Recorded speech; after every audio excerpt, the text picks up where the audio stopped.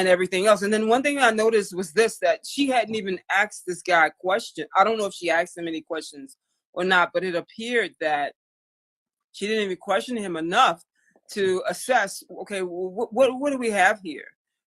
She just all eyes went on the other gentleman whom the other officer had pinned to the floor. And she just left the other, perp over there, standing there, and he watching while they do all of this. She goes over and she's trying to help him to cuff this other kid. When in actuality, if they wanted to do, both should have been cuffed. That's just my thing. Both of them should have been cuffed, and both of them technically should have gotten, a third degree. Okay, what's going on? What are you doing? Why were you doing this? All of that should have been asked. The who, what, when, where, how, why, and what. I mean, why and how. All of those things should have been asked, at that point when they got on the scene. But, it's like they rushed in and just tackle one guy, and then the other guy gets to just sit there and watch, So I didn't, me personally, like I say, we've been on the street and being a female officer too, everybody gets cuffed. Man, sit down on the sidewalk, as a matter of fact, don't even let them stand up. Put them down on their behind, sit down on the sidewalk. That's how we used to, especially over in Church Hill, because everybody was like, their anxiety levels were off the chain, and once you get them sitting down, you got more control of the situation. And you ask questions, ask. The more you talk, the more you're going to learn. Right. And I'm glad you said that, because just on a tactical level, officer safety just went out the window, because if we were partners, I grab one, you grab one. The only time you would see an officer leave the subject to come help the other officer, when the officer's getting his butt whipped. Yeah. And that officer had full control. He had him in a cuffing position already. He didn't need help.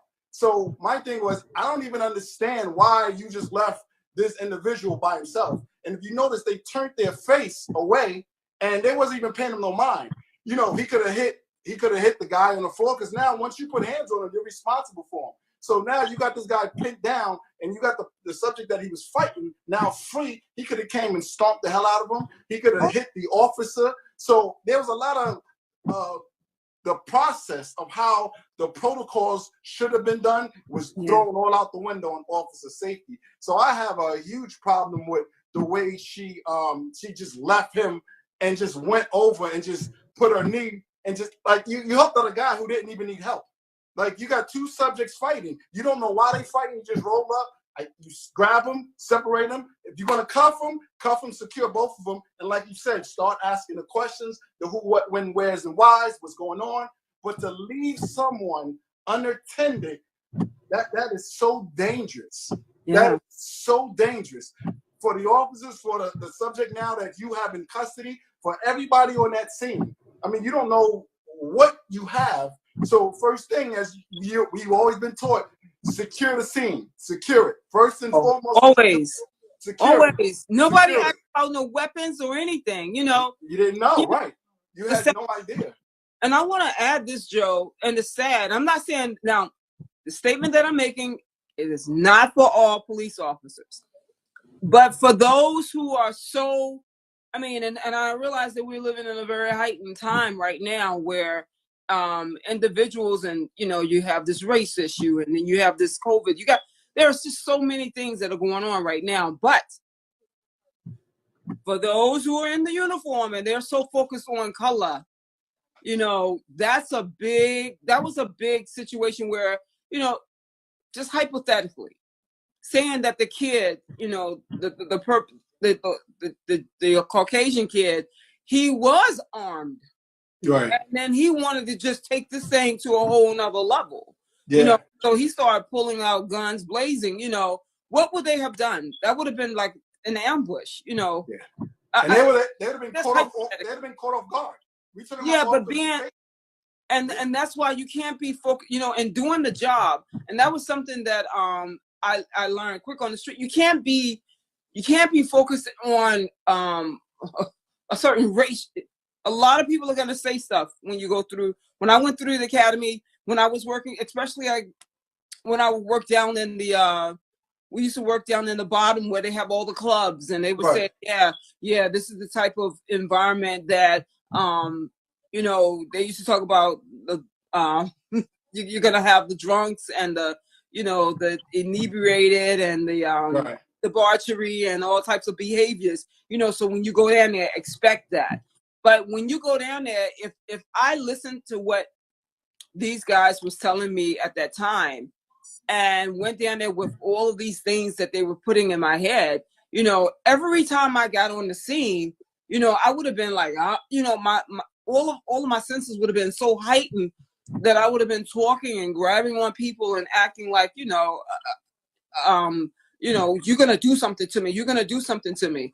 So when we're going on a scene like that, and you already have a message that has been, you know, talked into your head to the point where you're like, you're so locked in on, you become so locked in on, oh yeah, so when you're handling this race of people, you got to be careful, that you don't even take the time to say, okay, hey, look, why don't we communicate? Why don't we just use some communication? Communication is always, this is the first line of defense in law enforcement. This is the first line of just anything. The mouth, the tongue, you know, just talk. And the more you talk, and like I said earlier, the more you ask questions, you'll find out everything, instead of being so locked in on, you know, hey, well, this is a person of color, they're probably going to do this. Yeah. So can I jump in, Joe? Yeah, go ahead. So I agree with both of you guys' assessments, right? And I would emphasize one part. If you notice, I wish we had the video slide. If you notice, the white officer, the female officer, set the kid down, or you know, basically set the kid down, the white kid, onto the sofa. The kid directed the officer. If you notice, he pointed, he whispered something. It's probably along the lines of, he did it. He's started. Responsible. Yeah, he hit me. That's right. He hit me, and he pointed. The officer immediately, from by instinct, she didn't even much question, you know. And I think that's when she broke protocol, because this is what you guys are pointing out. She immediately took his word for it and went to the black kid and helped the other officer to subdue the guy, right? And so, but think about that. That little kid was able to just make one direction, and that officer accepted that direction based on his word. She knew nothing else about the case or about the situation. Right. So that's where implicit bias plays a part into some of this, right? And so a lot of people don't realize, and she might come out publicly and say, look, I'm not a racist. I have friends that's black. I never thought about race at all. But a lot of people don't realize sometimes it's just it just happens without you even knowing it, right? And so so that's the one part that kicked in for me, because when I seen that, obviously I'm looking at that video, I think the white kid was at fault. He looked like the more aggressor, and the black kid was defensive, right? He was trying to defend himself. The white kid was in his space. He was pointing in his face. He was making threats. The black kid knocked his hand away or pushed him, and then it started rumbling, right? And so cop shows up. The black kid is aggressively tackled. The white kid is set down, and then he gave direction to that officer to say he did it, and yet you find two officers on that black kid. I thought that was a clear case of implicit bias that played out. Because, go ahead. I was thinking the same thing, because when I was reading some comments, they said that maybe the officer had dealings with the black community before, and that's how she felt threatened or aggressive towards that. And I don't think that's safe for the community if you're going based on a perception that the experience you had before, and then going into a new situation, you're basically bringing that old feeling into something new. As an officer, I think you're supposed to be able to turn that off and then go in it unbiased. But, you know, I don't know if it's racist because the wording, but I definitely think it's a bias that the officer had, automatically looking at this kid as the aggressor surrounded by all these white kids, and automatically saying, okay, he's the aggressor. Even though the other officer had control, she still took it upon herself to believe this white kid and go handle the black kid. If you're not gonna handcuff the other kid, you need to unhandcuff the other kid, and then y'all have separate them and have a conversation. And then why was it right away handcuff versus pushing them aside and one officer takes them to the side and have a conversation with them? Well, that's officer discretion. When it comes down to safety, when you show up, there's an active assault taking place. You got to I'm gonna handcuff you if I see a fight. They're gonna handcuff you not because you're arrested, but just to detain you so that I'm sorry. No, go ahead. They hear me. They hear enough of me. Go ahead.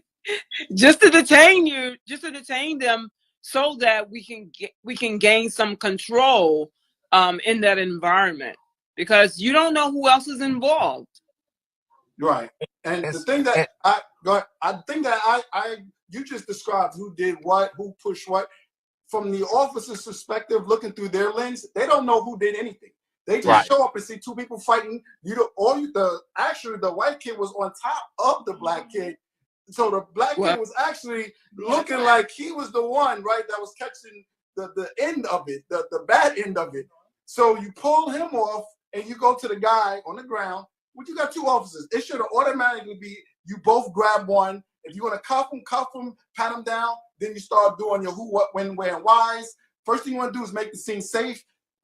It really, when we start talking about tactics, it just drives me crazy to see how she just came on the scene, had him, and just let him go, and then immediately turned her back, sat down, and put her knee on his shoulders. And I was like, what's up with this kid? You didn't even secure him.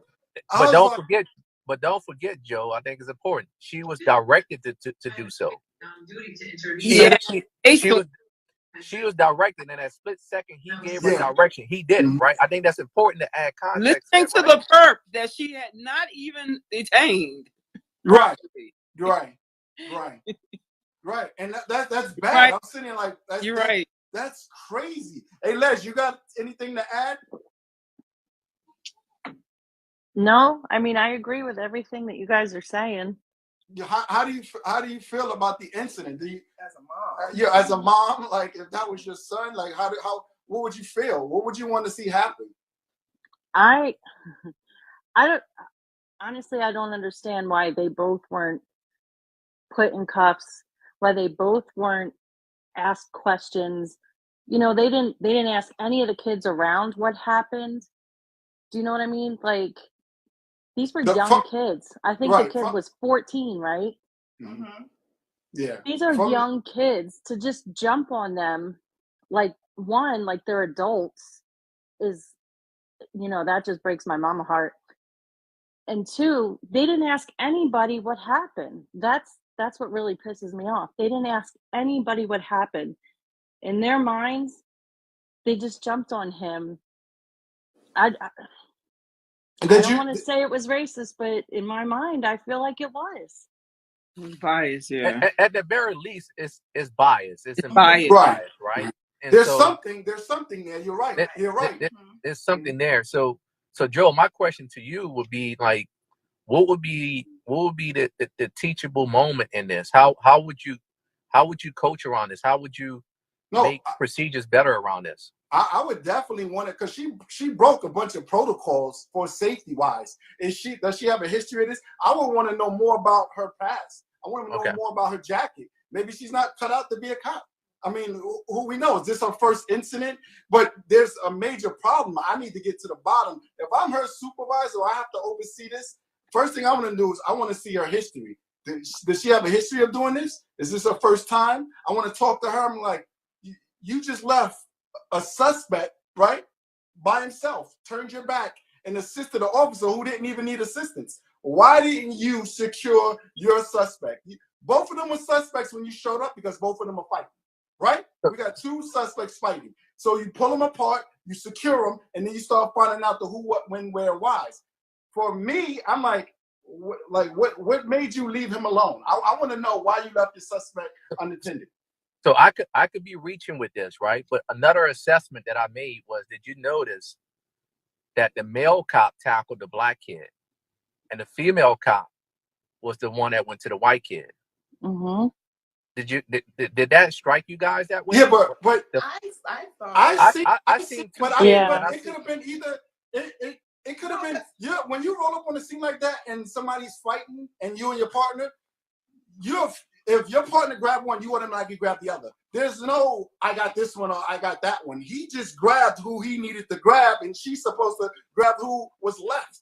So unless But while do they you were do you running, think? he But do you think said, his instincts could have been you're saying why you skip past the guy on top to go to the guy at the bottom to grab? correct? Right. Right. I see what So my question: do you think his instincts could have been biased as well? Because your instincts could be biased, right? So you immediately, because when you have a male female cop partnership, typically the male is going to take the more dominant suspect or perpetrator, right? I would imagine, Janet, more aggressive. Jay, is that your experience? You're the female officer here. Would you say is that a natural thought to think that when you have a male female partnership that typically the male would take lead on the more of aggressor perpetrator, or would you perceive to be a more aggressive perpetrator? Or if it was a male? Based on my experience, yeah, the males are like really, they run in and they be like, sometimes they even will tell me, get back, I got this, you go over there, you do this, you do that, Not saying that you can't handle your own. I'm just saying it's a natural assessment, right? If you got a 6'4", 6'5" guy and you got a 5'11" guy, your guy partner is going to take the 6'4", 6'5" guy, right? He wouldn't put you on the more dominant of the two.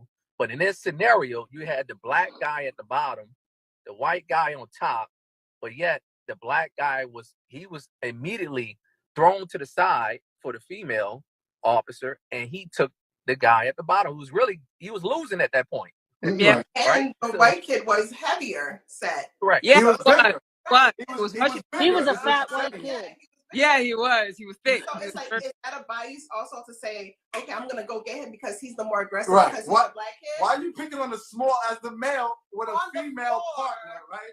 I'm gonna grab the smaller black kid on the floor and to the bigger my one. female to grab the bigger. And why they had well, that's an interesting. That's an odd dichotomy, right? That once you start really looking at what's your name, sir? That you pointed that out. Mitch. Yeah. Mitch. The white kid first, really? So he could have automatically he had the why didn't you grab the bigger guy? Grab him off. Yeah, it is. Right.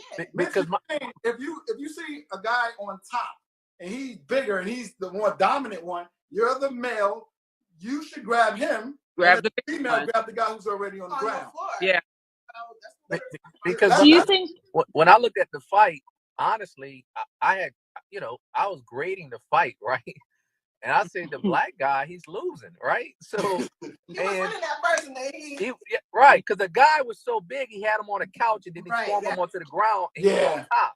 Yeah. And I said, how did that cop sling the white kid to the couch? He almost slung him almost into a seating position. All the white female cop had to do was show up, and she looked like she was about to apprehend him. I thought she gave her a direction. Yeah. Can you hear? Yeah. Mm-hmm. So what did you say, Jay? I'm sorry. Go ahead. I'm sorry, Mitch. I thought that she was gonna cuff him. When you said that, when they pushed him into the couch, I thought when she walked over to him, I thought she was gonna handcuff him right there on the spot. Yeah, I thought that would be. Which is what that would be procedures, right? Yeah. Secure your guy. Shut it down now. Shut it down quick too. Yeah. But and you know what's so bad is because a lot of people are making this a race, making this implicit bias, and from this video, right? Because that's the argument online. Nobody's using the word implicit bias. No, we're talking. We're talking about that. It's using race. Racism aspect, but it's really two different things. Yeah, but it is two different things. Yeah, it is two different things. But let me ask you something. Could she be in Detective J? You would know. Could she just be a horrible, shitty cop? Could that be the case? Let's be honest. Like, we work with people, right? You work with somebody that says that person shouldn't be on the job. Like, could that actually be the case as well? Strong possibility. Right? What about this lady? Right? Strong possibility. I mean, This just lady watching, has not a racist watching, bone in her body, right? She's yeah, just a bad officer. watching her techniques, you know, and I'm not saying because I don't know her, you know, I really, and this was only one video I got to see her in action, right? You know, Right, and then we need to know how long she's been on the force. Right. Right. We need to know about her priors. Right. When you needed a little bit more to call this lady a racist, wouldn't you think? Oh, of course. I mean, right? You need a little bit more to say she's a racist. What about you, Mitch? Well, obviously, one, I think she violated procedure, right? I think you guys agree on that. That's number one. Well, I definitely. Two, you can make an argument that she was practicing implicit bias, right? You can tell either she's a little prejudiced or a little biased, right? Just based on the interaction. I even brought up the assessment with, you know, with the guy cop tackling the black kid who's actually losing the fight, right? And so to make the argument for racist, I do think you need to have more. You don't have to be racist to be prejudiced, right? Or to be biased, right? You can be both, but you also it could be separate too as well. And Les, because I know you got to go, right? Because you got a meeting. Les, do you have anything else before she goes? No. But I appreciate you guys having me on tonight. Yeah, yo, you was right. I'm glad you sent me that message. I'm going to start inviting you more. From a female's perspective, an officer, it's totally different from the males, and I do want the audience to have a look through your eyes on these incidents that we talk about, because it is a difference. It's a huge difference, and I thank you for that. I would like to have more white officers reach out to me and say, let me be a part of the actual assessment so we can see it through their eyes, because seeing it through different viewpoints is important so the audience can understand how this particular person actually sees it. So I thank you for putting me on that, reaching out and saying, look, you need to put a female officer on. Yeah, no, anytime. Absolutely. Great insight. I appreciate you coming up as well. It's good that you got your perspective. Thank you. Appreciate it. I know you said you had a 7 o'clock. I do. I'm 4 minutes behind, but no problem. I mean, I'm not going to get a demerit for being late, but but I'm glad to have been on. Thank you guys. Yeah, we appreciate that. Okay. All right. See you later. All right. Bye. I do have something to say. I think because let's not forget, just because it might not be racist doesn't mean it's not wrong. No. It's definitely wrong. On the mere fact that it's bad policing, it's wrong. Right. But people are going to see we're trying to get down to racist, then it's not really that big of a deal. No. It is a big of a deal. It's wrong. We're just making it clear. Just because we're saying that it may not be racist, it might just be implicit bias, and she just might be a horrible cop. It doesn't take away the wrongness of which that's so freaking wrong, automatically wrong. You know what I'm saying? Yeah. So because I think this is a great case to showcase what implicit bias looks like, right? I think it's a great example of that, right? Because implicit bias is how you react from instinct, right? Is built up perception of perceived perception of someone, and you make a reaction off it, even though you may not be racist, but you're making an instinct decision based on things that may be implicit to you. And so you can't do that, because in this case, if that white kid was so let's say he was much more dangerous than what he was. He had a gun on this person. He had a knife on this person. Right? It put that officers in jeopardy, put the kids around there in jeopardy, right? And so that's why you can't move and practice those type of implicit biases on the job, because it could put everybody in danger. Right. Let me ask you something. Did they talk about it before? Like I don't know how it goes, but were they like, hey, like, did somebody like? Yeah, did they do that? Like, I'm going to take the black kid, you take the white kid. Did they do that? Did somebody come up to them and say, there's a black kid and a white kid fighting, and I'll take the black kid? Like, is that what happened? No, normally it doesn't work that way. If you're my partner and I'm running in and I grab somebody, you automatically going to grab the other one. You know, like, was he mad at her and said, I'm going to take the smaller kid? Unless you kind of have a female partner, you might tell her, I'll grab him, or I'll grab her. But 9 times I don't think I ever had a female partner. So It's Oh, normally that's shocking. what I but Joe, grab. My partner will just grab the other person. But Joe, wouldn't it be more difficult, or wouldn't it be a little bit more overreaching when you have one person on top, one person at the bottom? Wouldn't the natural response would be if you're the first responding officer to grab the person on top? Yeah, Right. Yeah, because at that time, what you came in on, you seen the guy on top. He looks to be the aggressor. Right. So you're trying to hurry up and grab him. You don't want to go by him to get to the one on the bottom, because he can actually, you grab him and you take him to the ground and you cuff him, you pat him down, and then you start. Then your partner deals with that particular person. We have a guest on. You got anything to add to the conversation? Peace. Yes. How's it going, family? How's it going, Mitch? What's up? Who's that? Don't panic, man. You know who this is, man. What's up, Panic? What's up, man? Don't panic tonight. Don't panic today, man. So I wanted to add, right?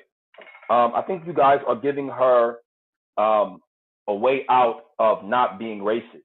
Mm-hmm. I think that it's definitely, and you can easily deduce that it is racist because she, just look at the behavior, right? I think that by you giving her that eloquent language of implicit bias gives her a way out of not being racist. The reason why it is racist is because she is in a position of authority, right? It's obvious based on what she did that for a good part of her life, every day when she woke up, she was trained, like many others are, that black is bad, black is evil.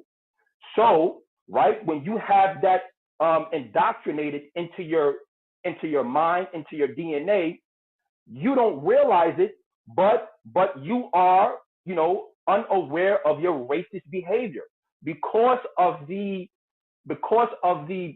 predetermined perception of black skin. So when she came in, subdued the white guy for maybe like a half a second, sat him down, and then went and jumped on the black boy, not based on what she said, not based on her historical facts, but just based on that incident, because of her position of power, you can easily deduce that was a racist behavior. And what emanates from a racist body is racist behavior. Don't be so easy on the lady. I know, like everybody want to kumbaya. Things are kind of like hot right now. We're trying to reach across the aisle and be friends with everybody, but that should not hinder you from being honest. If you really dig deep down into your soul and be honest with yourself, you would say, maybe in the confines of your own home, maybe not on live, that woman is a racist. So Point Panic, to, can I ask you a question, Panic?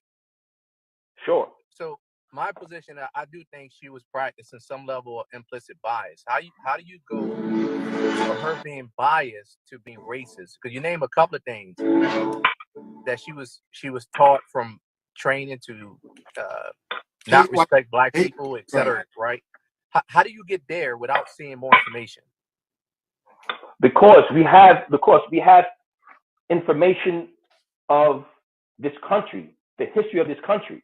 Look, Dr. Naeem Akbar, if you go on YouTube and you YouTube the baby doll test, not only white people are trained that black skin is evil, but also we as a community are trained that black skin is evil. In this baby doll test, the black child was asked, which one is the good doll? Which one is the bad doll? And she'll point to the white doll, referring that white doll was good. Point to the black doll, referring that the black doll was bad. Which one is the pretty one? Which one is the ugly one? And so on and so forth. And it would go like that. Okay. So it is so I don't need more information to understand that blacks are demonized, right? Back when I think it was the Nixon era or the Reagan era, I can't remember. There was a guy named Willie Horton, right? And this guy was a known, rapist and a criminal and so on and so forth. But they used his case to publicize and put it on news networks, right? That this guy is bad, because they had to justify the amount of black people that they were locking up. right? What is implicit bias to you? So my point is that there's a long history of how this country depicts black people, right? That's just a fact, Mitch. I don't need to know more history about this woman. I know the history about this country and police departments in general. Let me ask you something. So to say every white person wearing that uniform is racist. No, right? I can't say that, right? But what I can say, generally speaking, right? Generally speaking, that black people are depicted as evil and depicted as criminals. Why do you think she had the implicit bias? Where do you think it comes from? You understand? Something had to trigger. Look, she would have had to been groomed and molded to the point as to where seeing a black kid fight a white kid triggered her to be easy on the white kid and then to be more dominant and more harsh on the black kid. Think about how she got the implicit bias in the first place. Ask yourself. But did that happen to her growing up, or did that happen to her on the job previously? Definitely growing up. On the job? So it's crazy. He knows more about her than anybody on the live. Like, I'm amazed to hear. I mean, I wish I had enough information on here to say, like, I support what he's saying. And I respect everybody's views. I have this forum. I don't expect everybody to agree with me. I actually like when people disagree, so I get to hear another viewpoint. But for me to be like a factual kind of guy, like I can't support that. There's no facts, because I've worked with white officers who would do the exact same thing on the flip side of that. Because I first would think like, damn, this dude might be racist, and then I see him do it exactly to the same with the opposite, and I go, this dude's just a piece of shit all the way around. When I originally saw it, it was like, yo, he's just doing that. He might be a racist. Then I see him doing it just to everybody, every race. I say, okay, race is out the window. There's something with this particular officer who views people differently, and it didn't matter. Race wasn't the issue. It wasn't the factor. Okay, can I ask you a question? Yeah, go ahead. Right? Is it a fact that black people are demonized? Yeah, and this is the. Is it a fact that black people are depicted as criminals? You got to put more context to that. But to what group? How big is that demonization? You know what I'm saying? You got to add more. You can't just put a big blanket on it and say, because they demonize, she's a demon. She's the one who demonized this man. Because I saw cases like this. She might just be a bad cop. Like, she really might be a bad. I just don't know whether it was racist or it was implicit bias or she was just a bad cop. I've seen someone who, me understanding the job and how it should be performed, she failed all when it comes down to tactics, all the safety procedures. So now to put her in another category to say that it was an implicit bias, there's something there, right? But I can't tell you what it is. Maybe she's just a bad cop. Maybe she is racist. Maybe there is an implicit bias. But 2 points, right? The first point is just hearing you talk, right, is one of the reasons why I love my people so much, is because black people are very forgiving, right? If this shoe was on the other foot, right, there'll be a protest outside of that police department, whatever her command is, protesting to fire that black woman if she showed implicit bias, right, towards a black child. It was more harsh on the white kid. There'll be phone calls going to your council members, your senators, your congressmen. This thing will hit national news, guaranteed. I promise you. More facts. Second point is black people make up 80% of a lot of prisons across the country, but we make up, I think it's now 17% of the country's population. 1. 2, the recidivism rate is 80% of who goes back to jail, right? 3, leniency is showed more towards white criminals in terms of our criminal justice vein than it is as opposed to black people. That's another fact. 4, black people from the inception of this country was never looked at as equal. That's a fact. We were looked at as what? 3/5 of a human being. Black people were enslaved.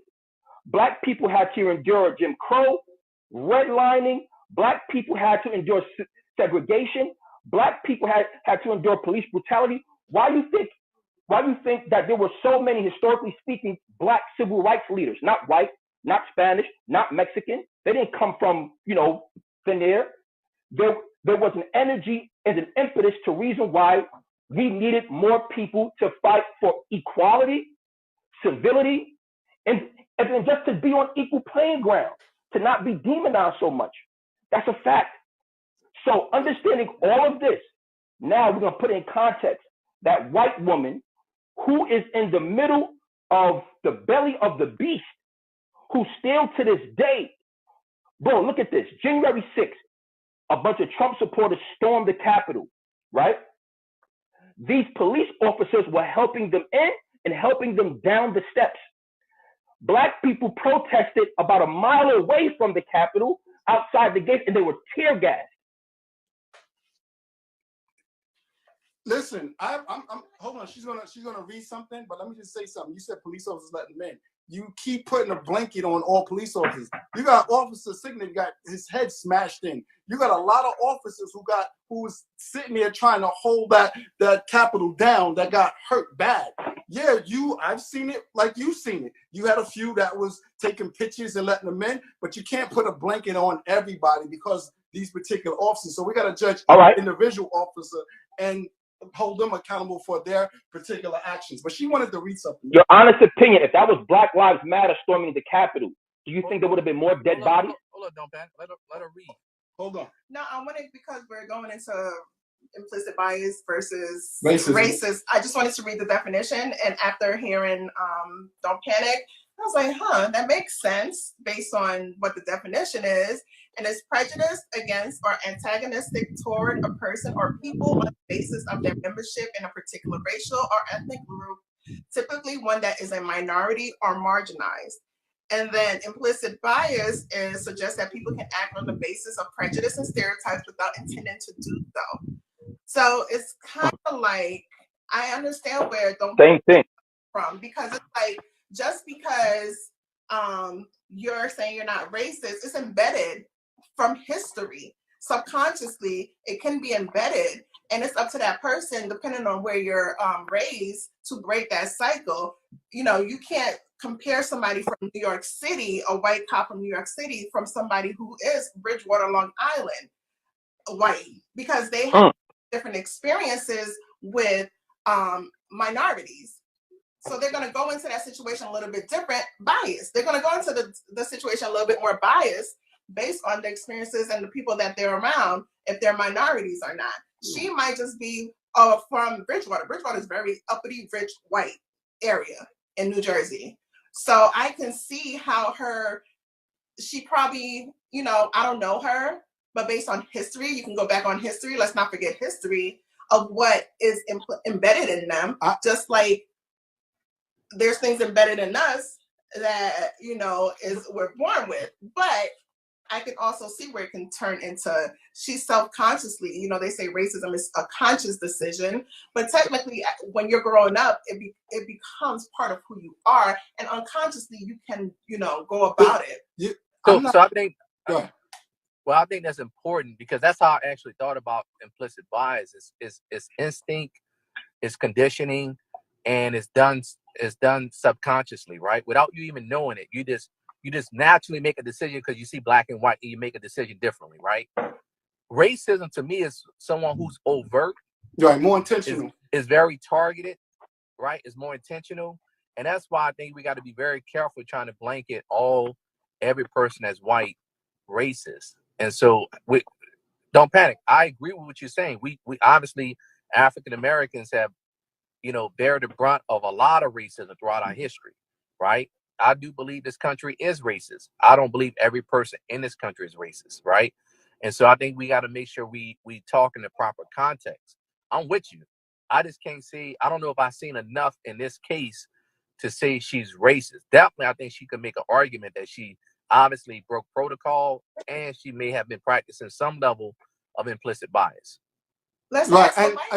And I never said that all white people are racist or all cops are racist. But however, when there is enough of a majority of a demographic believe in a certain ideology, it is safe to say, right, you can make that generalization. For an example, in New York City, I think it's every June, there's what you call a gay day parade, right? Yeah. Where this parade, generally speaking, is comprised of gay people. That doesn't mean there aren't straight people within that parade, right? You know, supporting or having fun or for whatever their reason. But there is enough people in that gay parade to make the generalization that that's a gay parade. You understand? Correct. So I'm not saying all cops are racist or all white people are racist, but there is enough of them to make the general assessment that most police departments are biased. Most police departments, because they're coming from a position of authority, are racist, and they unfairly target black and brown people. That's a fact. Okay, so what you just said, let me make sure I understand this right. You could be wrong about her, but is a higher probability according to what you're saying because of what history shows us. So I don't think I'm wrong about her at all because she, look, I judge people not based on the color of their skin, their gender, not based on whether they are gay, straight, male, female, based on the merit of your behavior, the merit of your action. So if you show me, if you behave to be a bad person, then now I can pass judgment on you. Yo, you're a bad guy. Based on her behavior, I'm making the observation that because she's coming from a position of authority, that because of her behavior, I can safely say that that woman has some, unaddressed racism that she hasn't dealt with, and maybe she don't realize it. Mm-hmm. Maybe she doesn't know that she has that racist DNA within her body. She needs to, maybe she needs to have a reassessment and self-evaluation of who she is and why she do what she do. So do you think you're conflating racism with implicit bias? Because you say she done it subconsciously, right? Right. And she did it without even knowing doing it. So do you think to be a racist, do you think it has to be intentional? Or it could be unintentional according to how you explained it. Right. It can be very unintentional. For an example, Mitch, right? In my community, and I'm going to be very honest, growing up, we were taught that Haitians, right, were a certain type of blacks, that they were a subpar black community, right? We were taught that from young, right? That Haitians are voodoo, they're nasty, they're this, they're that, right? Growing up growing up and becoming a young teen, I had that implicit bias to be eloquent about it, but that was being racist towards or prejudiced towards Haitians. And I didn't realize until I became a man, right? I didn't realize about the prejudice that I had towards the Haitian people. So did you consider yourself a racist? Towards that demographic of our people. But would you have considered yourself a racist by that definition? By that experience? I don't have to consider myself a racist, but that doesn't mean I'm not a racist. Okay. Let's let Les get to chime in. She's a white woman. Yes. What do you think about this conversation? Well, I grew up in a very racist family. I've never hidden that, and when I understood what racism was, I broke that. I don't consider myself a racist person. So I feel like that cop, if she is racist, she knows she's racist. If she did that because he was black and let the white kid go, she didn't do it unconsciously or subconsciously. She knew what she was doing. When you grow up with racist people, you know exactly what racism is and what it isn't. You know what I mean? You know how you want to treat others. Yeah. So I feel like, like I think he said, can you hear me? Yeah. Yeah. One of my AirPods died. Good. I think he said, she doesn't know if she was intentionally doing it, but she knows if she was intentionally doing it. That's my only thing is. Yeah, because you got to figure the time frame, the time that she had the kid and still did not go to the, like arrest him or anything. There's something there where it's like, Right. if you know that your intentions is, not to be biased or racist, you automatically say, okay, you know what I'm saying? There has to be something that comes on to say, oh, okay, let me get back to, you know what I'm saying? Like, you saying this, like, I know that you guys, you know what I'm saying? I do. The whole time. And I know that you guys want to believe, because you're cops and she was a cop, you want to say it was probably just bias. We can't pinpoint that it was racist. I'm not saying that. I'm saying right. Okay. What I'm saying is, like Mitch said, I believe there was something there, but what we see is not enough to put a label on it.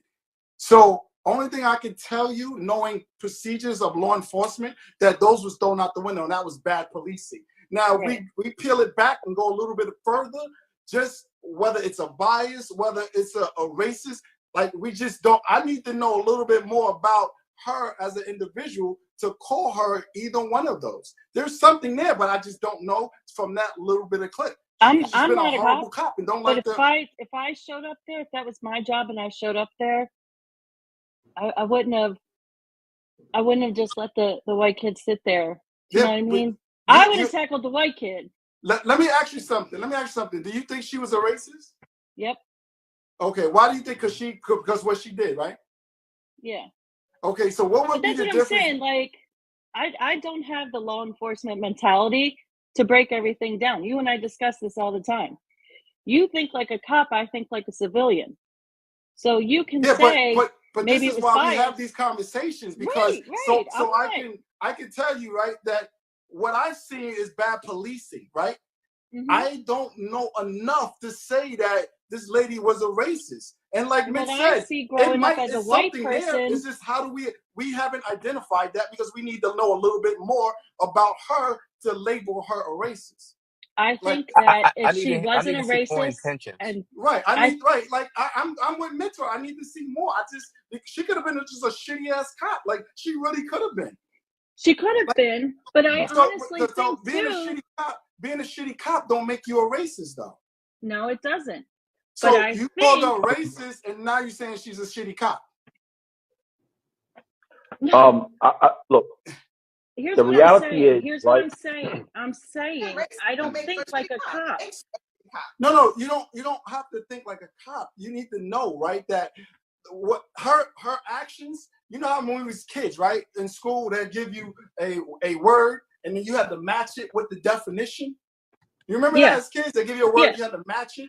If we put her name here and put shitty ass police work, racism, implicit bias, and just show that picture, the only thing that would support what we seen is shitty ass police work. There might be something else, but we need more information to match it to any of those other boxes. But here's my train of thought. Okay, this is how I think. As a white woman who grew up in a racist family, right? I chose not to be that way. I don't discriminate. Every time I make a conscious decision, I think about it in my head every time. Is this offensive? How many times have I sent you things and said, do I have a right as a white woman to post this or no? I make a conscious decision. Is this a racist act? Am I doing something racist or not? So I think that with her choosing to be a cop, if she isn't racist, she would have thought about that first. Am I doing a racist act? That's just me. That's how I feel. I see what you're saying. I see what you're saying. And I understand it, but not everybody thinks like you, and I wish they did, but they don't. That's the reality of it. And that's the problem with officers. They don't. And I know I always feel like officers always have each other's back, and it's like, no, it's not racist. But us as civilians looking in, it's like there's something wrong. So how do you fight and not just say no, it's not racist? You know what I'm saying? Right. Yeah. The solution that there's a problem, and you need to figure that shit out and try to eliminate that, or at least have officers who think that way to come into the job and not think that way, because that's part of their profession. Exactly. Right. Regardless of whether you call her racist or not, right? That doesn't change what happened. What happened, right? We can only judge on what happened. That's number one. Number two is, it makes sense on why you are giving her a way out, because my experience with friends of mine that are in the New York City Police Department, there is an indoctrination within, amongst the boys in blue, that no matter what happens, you do not, under any circumstance, go against your brother. That's a fact. Whether you're a retired cop, whether you're on the duty, it doesn't matter. You and your team, whether right, wrong, or indifferent, that's your guy, and you do not speak out against your fellow brother, your fellow sister. You do not go against them, nor do you publicly demean or diminish what they do. Okay, that's a fact. All right, let me ask you something. So, me writing a book about police brutality, me have a platform about police brutality, me being on all major networks, CNN, Fox, I got a weekly appearance on Court TV, exposing, right, and talking about police reform and how to correct the wrongs within the system. You really believe that I follow that mindset of I can't speak about the bad within policing? Well, I appreciate you sharing that with me, my brother. And that just opened my eyes and enlightened me to what you do, and I appreciate that. But yeah, I mean, but that doesn't negate that, and I'm pretty sure you can agree, that doesn't negate the undying loyalty that police officers have amongst each other, no matter what happens. Or am I off on that assessment? No, there is a brotherhood that you look out for each other within the police department. I agree with you. I've seen it firsthand when I turned in an officer who was hitting the kid with cuffs. Everybody's looking at me like I was crazy. And I was like, yo, the kid had cuffs on. Like, I really had this full back and forth argument with a bunch of officers why I wouldn't let another officer beat a kid with cuffs. Because I'm like, I'm not doing that. Like, I said, you know what? Let me take the cuffs off, and he wanted to shoot a fair one, to let him go it that way. I'm not letting this kid get beat up in cuffs. So I understand your pain. I understand what you say. I get it. Joe, I think it's important, and I get Don't Panic, because Don't Panic and I talk a lot. I agree with a good bulk of what Don't Panic, what he shares. But I think it's important that we don't generalize, and that we don't become the very thing that we're trying to combat. We don't become prejudiced. We don't become biased, right? And I think we got to be very intentional about calling out things that are truly racist and things that are not. And so that's why I think it's important not to generalize. So I just, in this case, I just can't make the argument unless I see her body of work, I see her policing record. I couldn't make the case personally that she is racist. Now, do I think the police department across the country is implicit bias across the nation? Yes, right? Because no matter how you slice the argument, blacks are always slighted, no matter what part of the criminal justice system it is, whether it's the arrest rate, the conviction rate, whether it's policing, whether you get stopped, how long you're on parole. No matter how you slice that argument, blacks are typically slighted. So, but I think it's very important that we don't generalize and be prejudiced and biased towards. Yo, Mitch, you are so off on this one. Yo, Okay. hold on. I tell you why. Here's my evidence. You ever heard of something called the Rooney Rule within the NFL? Yeah. Hold on. Okay. Hold on before you go on. Hey, Liz, are you done? Because I'm gonna bring somebody else up while he's talking. Do you want to add anything else before I bring somebody else up before he's talking? Liz? We can't hear you. Can you hear me now? Okay, yeah. I just want to say this, and I said this to a friend the other day. You can't blanket everybody. Do you know what I mean? You can't put everybody under the same blanket.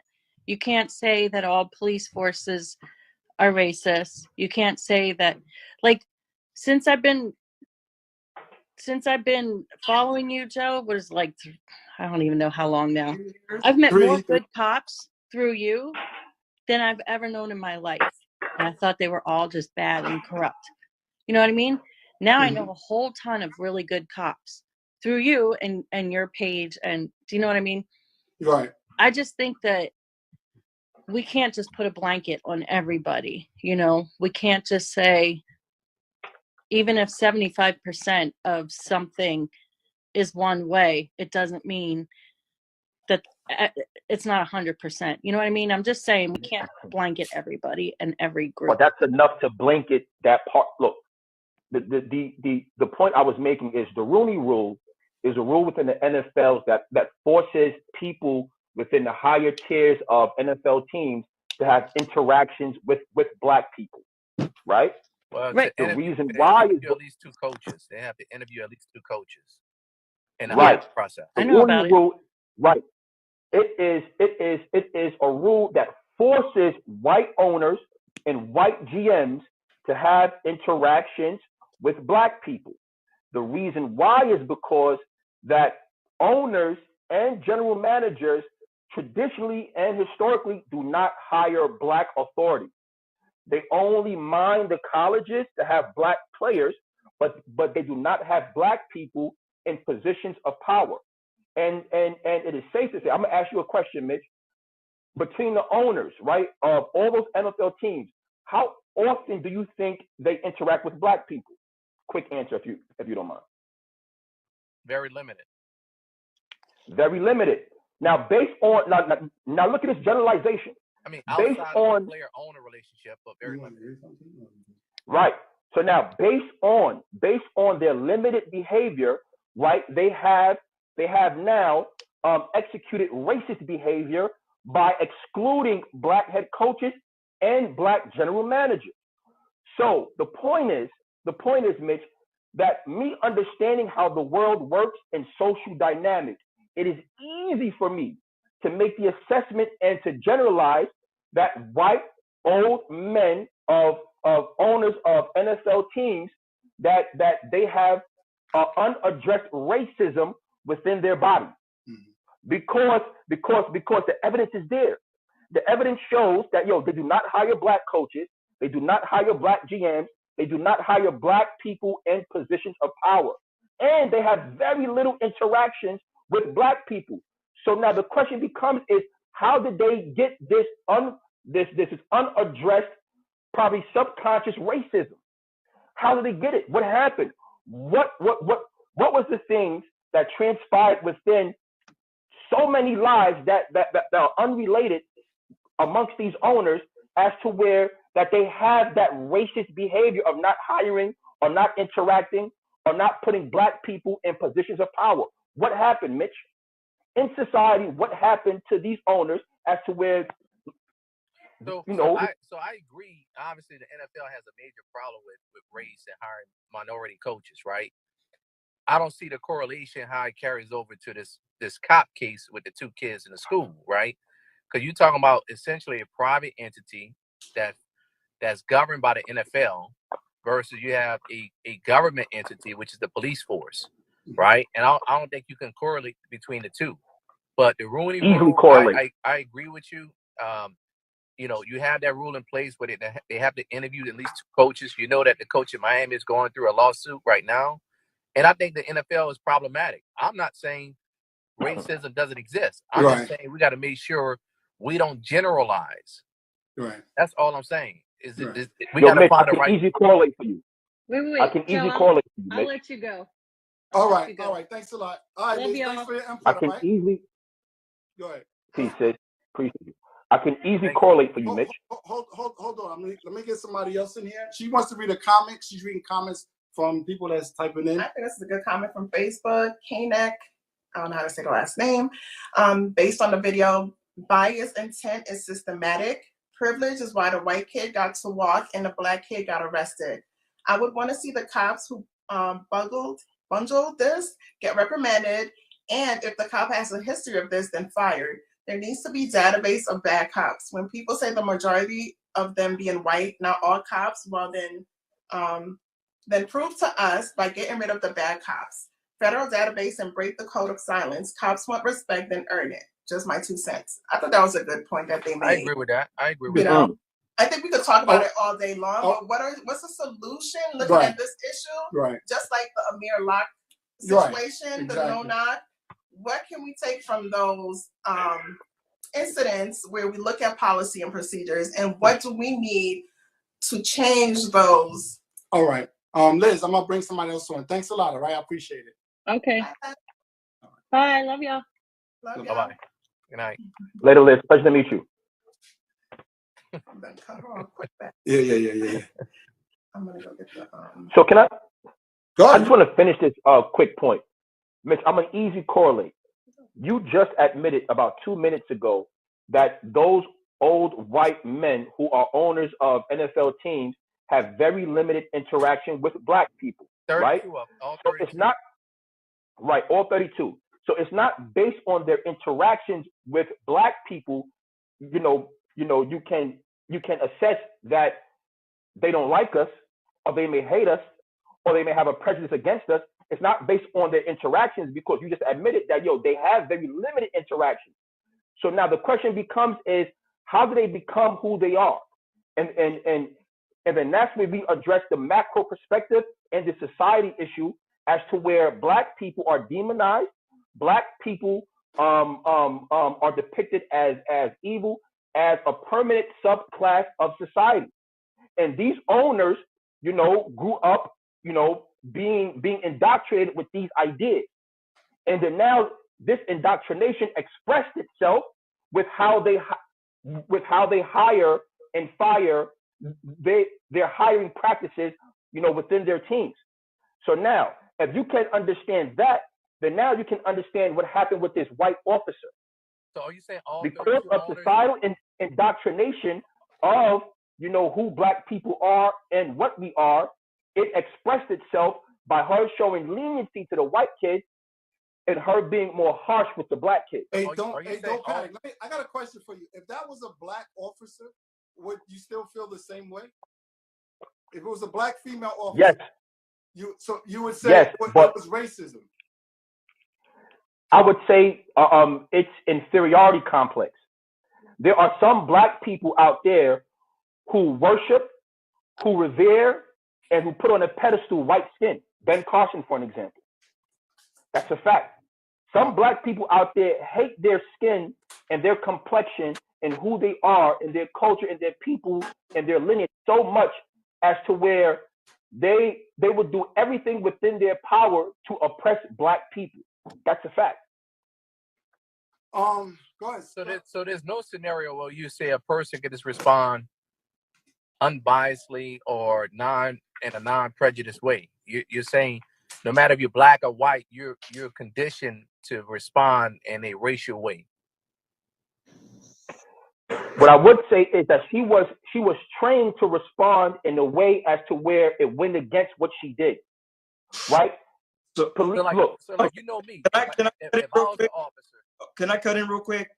Yeah, go ahead, Seth. We're doing a whole lot of talking about stuff that we don't know what we're talking about. So when we say that this is a fact, a fact are things that can be proven. So I don't know where to start because I'm blocked from the comments for some reason, Joe. No. I'm streaming on multiple platforms, so I had to take the. We have to be careful, especially with me when we talk about statistical data, because I've listened in the chat for about 10 minutes, and there's been a lot of bad data that's being put out here to these 20 plus people. So we need to be careful. You guys need to fact check what you say before you get online and say it. When you talk about sentencing and number of people in jail and all that, do some research before you start throwing these numbers out, because all of you, and this is Joe, you haven't said anything. I'm just going to say you guys have been wrong about your statistical data. So if you're saying police officers are trained, I'm in California. I'm a retired cop. So you're telling me all of our training is like that? This is to you, not Mitch, because Mitch and I talk every single day. Don't panic. He's referring to you. Are you talking to me? Yes, sir. Yeah. I don't know your name. Mitch and I talk every day. Don't panic. Yeah. He's don't talking. panic. What's the question? I'm sorry. You said the officers are trained that way. This is we're conditioned. This is how we're trained. So I guess I need to ask you, explain to me what our training is. What I said was, I never said that officers are conditioned to be racist. I said officers are conditioned to be loyal to one another.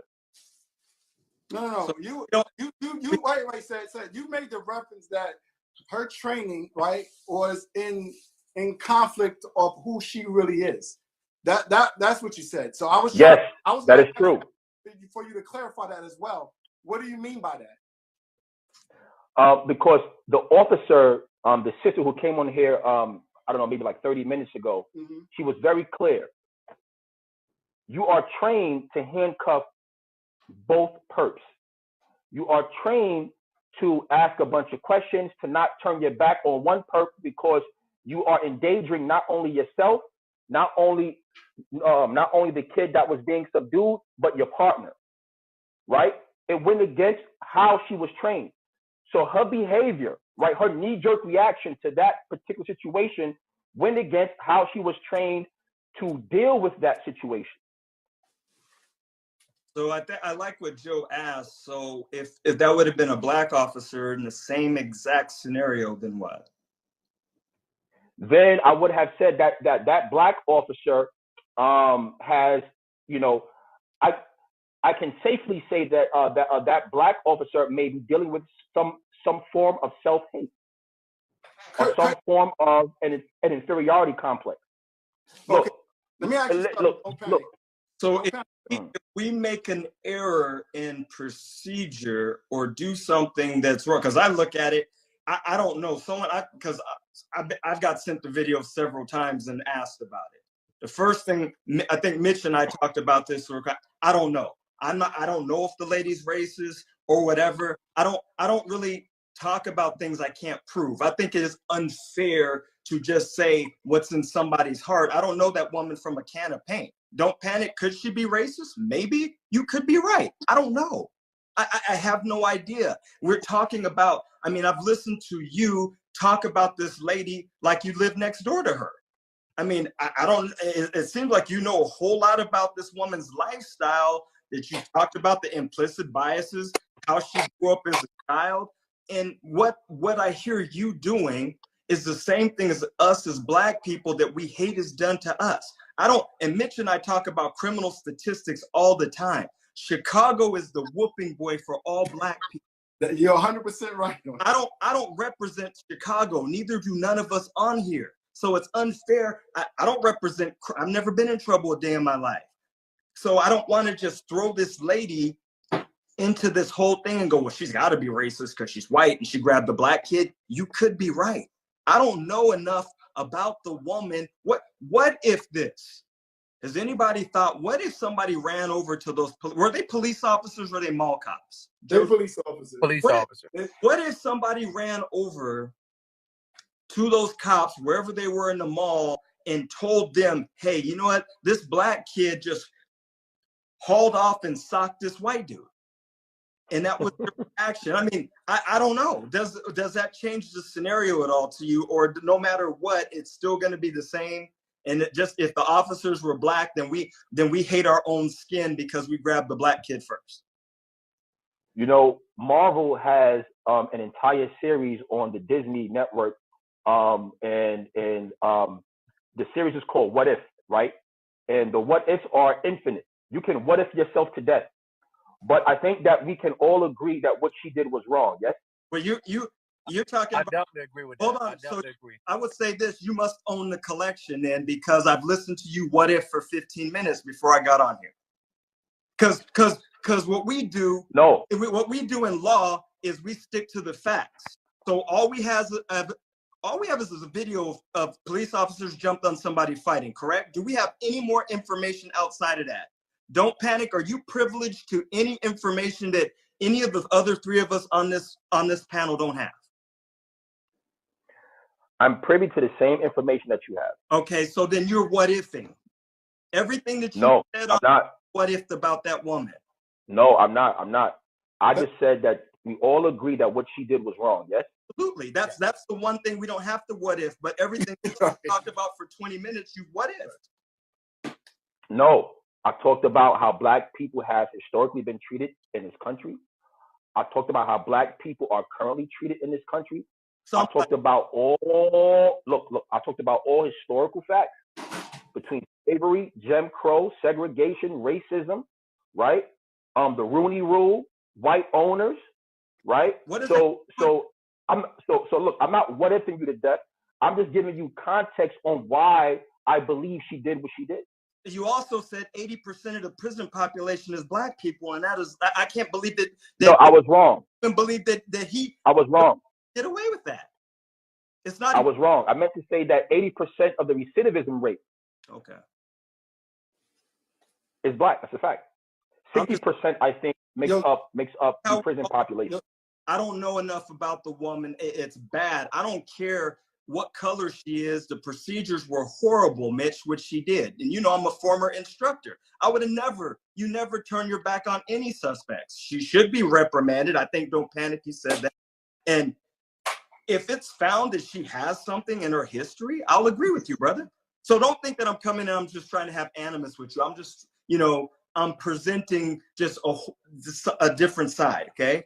If look, you are a retired police officer, and me having some intimate knowledge and understanding of how police departments work, I get it, man. Look, I get it. You may not look. There's a reason why our sisters, respectfully speaking to those who's watching, they go out there and they cover their naturally coarse hair with white textured hair, and they put blonde hair and blonde streaks, and like they get nose jobs to like make their nose smaller. There's a reason why people do what they do, but they may not realize, right, why they're doing what they're doing. That's a fact. So by you coming on here defending your sister, there's a reason why you're defending her. But what I am saying is that you may not realize why you're defending her. Well, so adamantly. I'm a lot smarter than I look, and the reason why Joe and Mitch and I all collab is because I'm another one that calls out bad policing. So, I'm probably the wrong one. I mean, he did say, yeah, you can say something. He did say that she was wrong. So how is he defending her when he's acknowledging that she's wrong? He's just not agreeing with your assessment that she's racist, and neither is Mitch, neither is myself.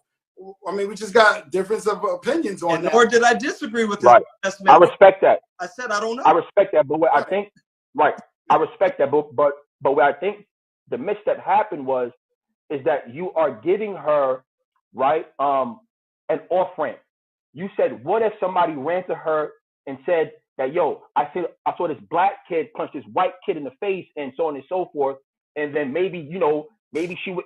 So by you making these public statements, right, and to the 34 people watching, it's almost like that you are giving her a way out of not atoning for the original sin. You are giving her a. What I asked you was that a possibility? That's all I asked you. But even if that was a possibility or not, we all agree that what she did was wrong. So I don't want to deal with conjecture. I don't want to deal with hypotheticals. I want to deal with what she did, and then let's go from there. That's it. Real quick, do you know what the definition of conjecture is? Okay, hold on. You are putting a what? Look, you are putting a what if, right? Look. Hold on. Let's do one at a time. So conjecture is coming to a conclusion or an opinion based on incomplete information. That's what you have been doing. You have been providing conjecture because you don't have any facts that makes this woman racist. So you have been doing conjecture for the last 15 minutes by the definition of it. And typically, I have these cards for people. This is what you've been doing for the last 15 minutes, my brother. Is this. So if you was listening closely, right? I said that what she did was wrong. One, we all agree. And I said that based on what I understand of how black people is treated, of how black people is demonized, and how black people is kind of embedded within the brains of all people across this nation, I said it's safe to say that that woman has an unaddressed racist idea that governs who she is. Yeah. I never definitively said that she's a racist. That's I said it's safe to say conjecture. that she's a racist. That's conjecture. That's not look. I didn't make a definitive statement. I said it's safe to say. Hold on. By me saying that, it gave me right an off ramp just in case she is proven to be a Black Lives Matter advocate. You know what I'm saying? Okay, hold on. Don't panic. Go on. I think just being on here an hour and a half, we can go around in circles and try to prove each other's point and make sure that everybody, instead of coming to a resolution, like I said about the Amir Locke case, it happened, right? So what are we doing moving forward to demand change? Do we have officers required to take implicit bias so they can also understand what is internally that they probably don't identify with and say, okay, how can I work through this? You know what I'm saying? So that we don't have this issue going in. I don't know about out there. They do that out here. There's an implicit bias training in California in the department. And that's the problem. Like I was saying before, there's one department is doing this, another department is doing that. It needs to be nationally required in these academies that you take implicit bias, you take rights, and you understand that you're violating people's rights when you go out here thinking you know when and you don't. You know what I'm saying? So it's like we could talk about this and she's racist, she's not, who cares, whatever the term is. Okay, point blank period. She polices the streets, so she needs to be corrected. And based on her actions, same thing with the no-knock, what are we going to demand and what do we need to implement nationally to make sure this doesn't continue to happen? Because I'm tired of talking about it. This is fucking exhausting. Joe, you need to get over there and train that young lady on some proper procedure. Hey, you know what? I don't know. Y'all need to come to California so we can train all these cops, because I don't know what's going on in the other part of the United States. Y'all are just a mess. Yeah, don't panic. Yo, I appreciate you, brother, man. Thanks for coming on, giving your insight, man. You're always welcome. Don't take offense to the treatment. I think it's good conversation. People need to see different people. Right on. Appreciate you, brother. Right, I appreciate y'all. Salute. Right. Much love. All right. Keep holding it down. Don't panic. Okay, I'm done for the day. Oh my God. I mean, you got to have a don't panic on your team. You're a shooter, right? So I like, I like don't panic. He was coming super strong. I'm just like, wait. There's so much, and I don't even necessarily disagree with him, but I just think, and like I said, Mitch and I talk every single day. And I think sometimes we just have to be really careful that we want the same treatment all the way around, right? We want consistency. I just don't know enough. I mean, it looks bad, and I wouldn't even rule it out, Mitch. But you got procedure, you have bias, and you have racist, right? I'm in the middle. I think you could make an argument that she was biased. You can see that, for the kid, for the male cop to tackle the black kid who was at the bottom, the white kid was basically thrown into a seating posture, right? The white officer goes up. Is that you, Joe, or is that him? That's him, because I can hear you loud and clear. Yeah, it was horrible, because when they threw him off, and I'm like, well, somebody gonna grab, because the kid, he's just sitting there behind him, right? When I saw that, I was like, yo, nobody grabbed. You know what? A lot of people don't know. You know that kid is Latino. He's not even a white kid. His interview, he said. Yeah, he's not even a white kid. He's a Latino kid. And he did an interview just recently with his mom, and he said, I even asked the officer, if y'all want to cuff me, I'm cool with it. He even told the officer, if you want to cuff me, I'm cool with it. He came out and he came out. Him and his mom just did an interview like a few hours ago. And it was crazy. He's not even a white kid. He's a Latino kid. He's a white Hispanic kid. Right? He's a white Hispanic. Weren't they high schoolers? Yeah. High schoolers. So think about that. How can a kid come out? It's almost like mocking the whole situation, right? Come out. You could arrest me if you want, right? Like, hey, remember me, guys? Right. So I'm like, man, come on, that look bad. I think we do have to recognize there are implicit bias, but I think the difference for me to go to the racist level, I have to see intentions. It have to be intentional for me. It has to be overt and intentional for me to say, okay, she's a racist. Right. Now, obviously I do think they need to nationalize the training, especially like racial training. That needs to be consistent across the board, across the nation. If you want to have tactical training, maybe differently, all the sub trainings maybe differently, but the main piece, like that racial training and racial sensitivity training, I think that needs to be nationalized. Yeah. Hey, it was crazy because did you hear Mitch when he was going back and forth with Don't Panic? I was like, okay, Mitch, I'm gonna let you have the floor, because he was talking like a cop just now. Yeah, I heard him. I go, is that light skin for real? That's light skin, man. I deal with Don't Panic, so I know where he likes to go in the conversation. So, and we always have interesting conversation. I'm like, Don't Panic. He cool. He brings some good perspective. He could get hardcore, and so sometimes you just got to pull him back a little bit. But he means well. Oh no, yeah. Everybody, most of the people that we talk to means well. That's their viewpoint and what they believe on, what their experiences have them believing. So, I just don't like the broad umbrella, and I just hate that. You put a blanket, you have a few incidents, and you say everybody's like that. I go, it's just not that. That's not the case. And I'm glad you said about the Chicago, because I am so sick and tired. I tell people I've never even been to Chicago, and I get blamed for everything that goes on in Chicago. So I'm glad you said that. I use that all the time. I'm a crusader. I don't think black people are bad. I hate that stereotype, and I do my best to crush it. Because people always will say, "What about Chicago?" And I'm like, "What about it? What about it?" Yeah. And you know what I found out just recently? In Chicago, they have about 40-something wards in Chicago, and what we always hearing about is between 2 to 3 wards. That's it. 2 to 3 wards. It's 40-something wards. And you would think the way it's publicized, like the whole damn Chicago is just trash. You can't walk, like it's really bad out there. That's right. Small area responsible for a lot of stuff. And I'm sure that if we go in there and look at why the crime is, it's going to be resources and a lot of other things that need to be implemented into that community that can help change it.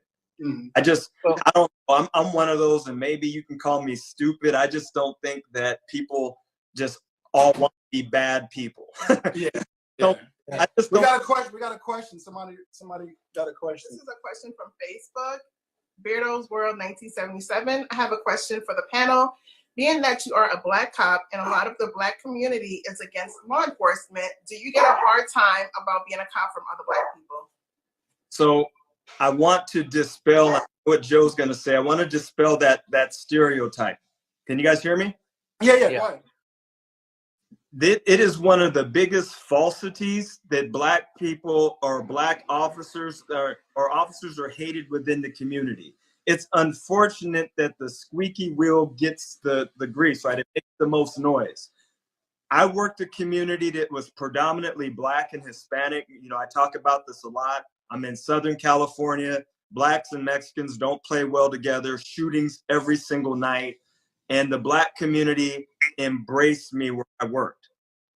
They like the police. They just like.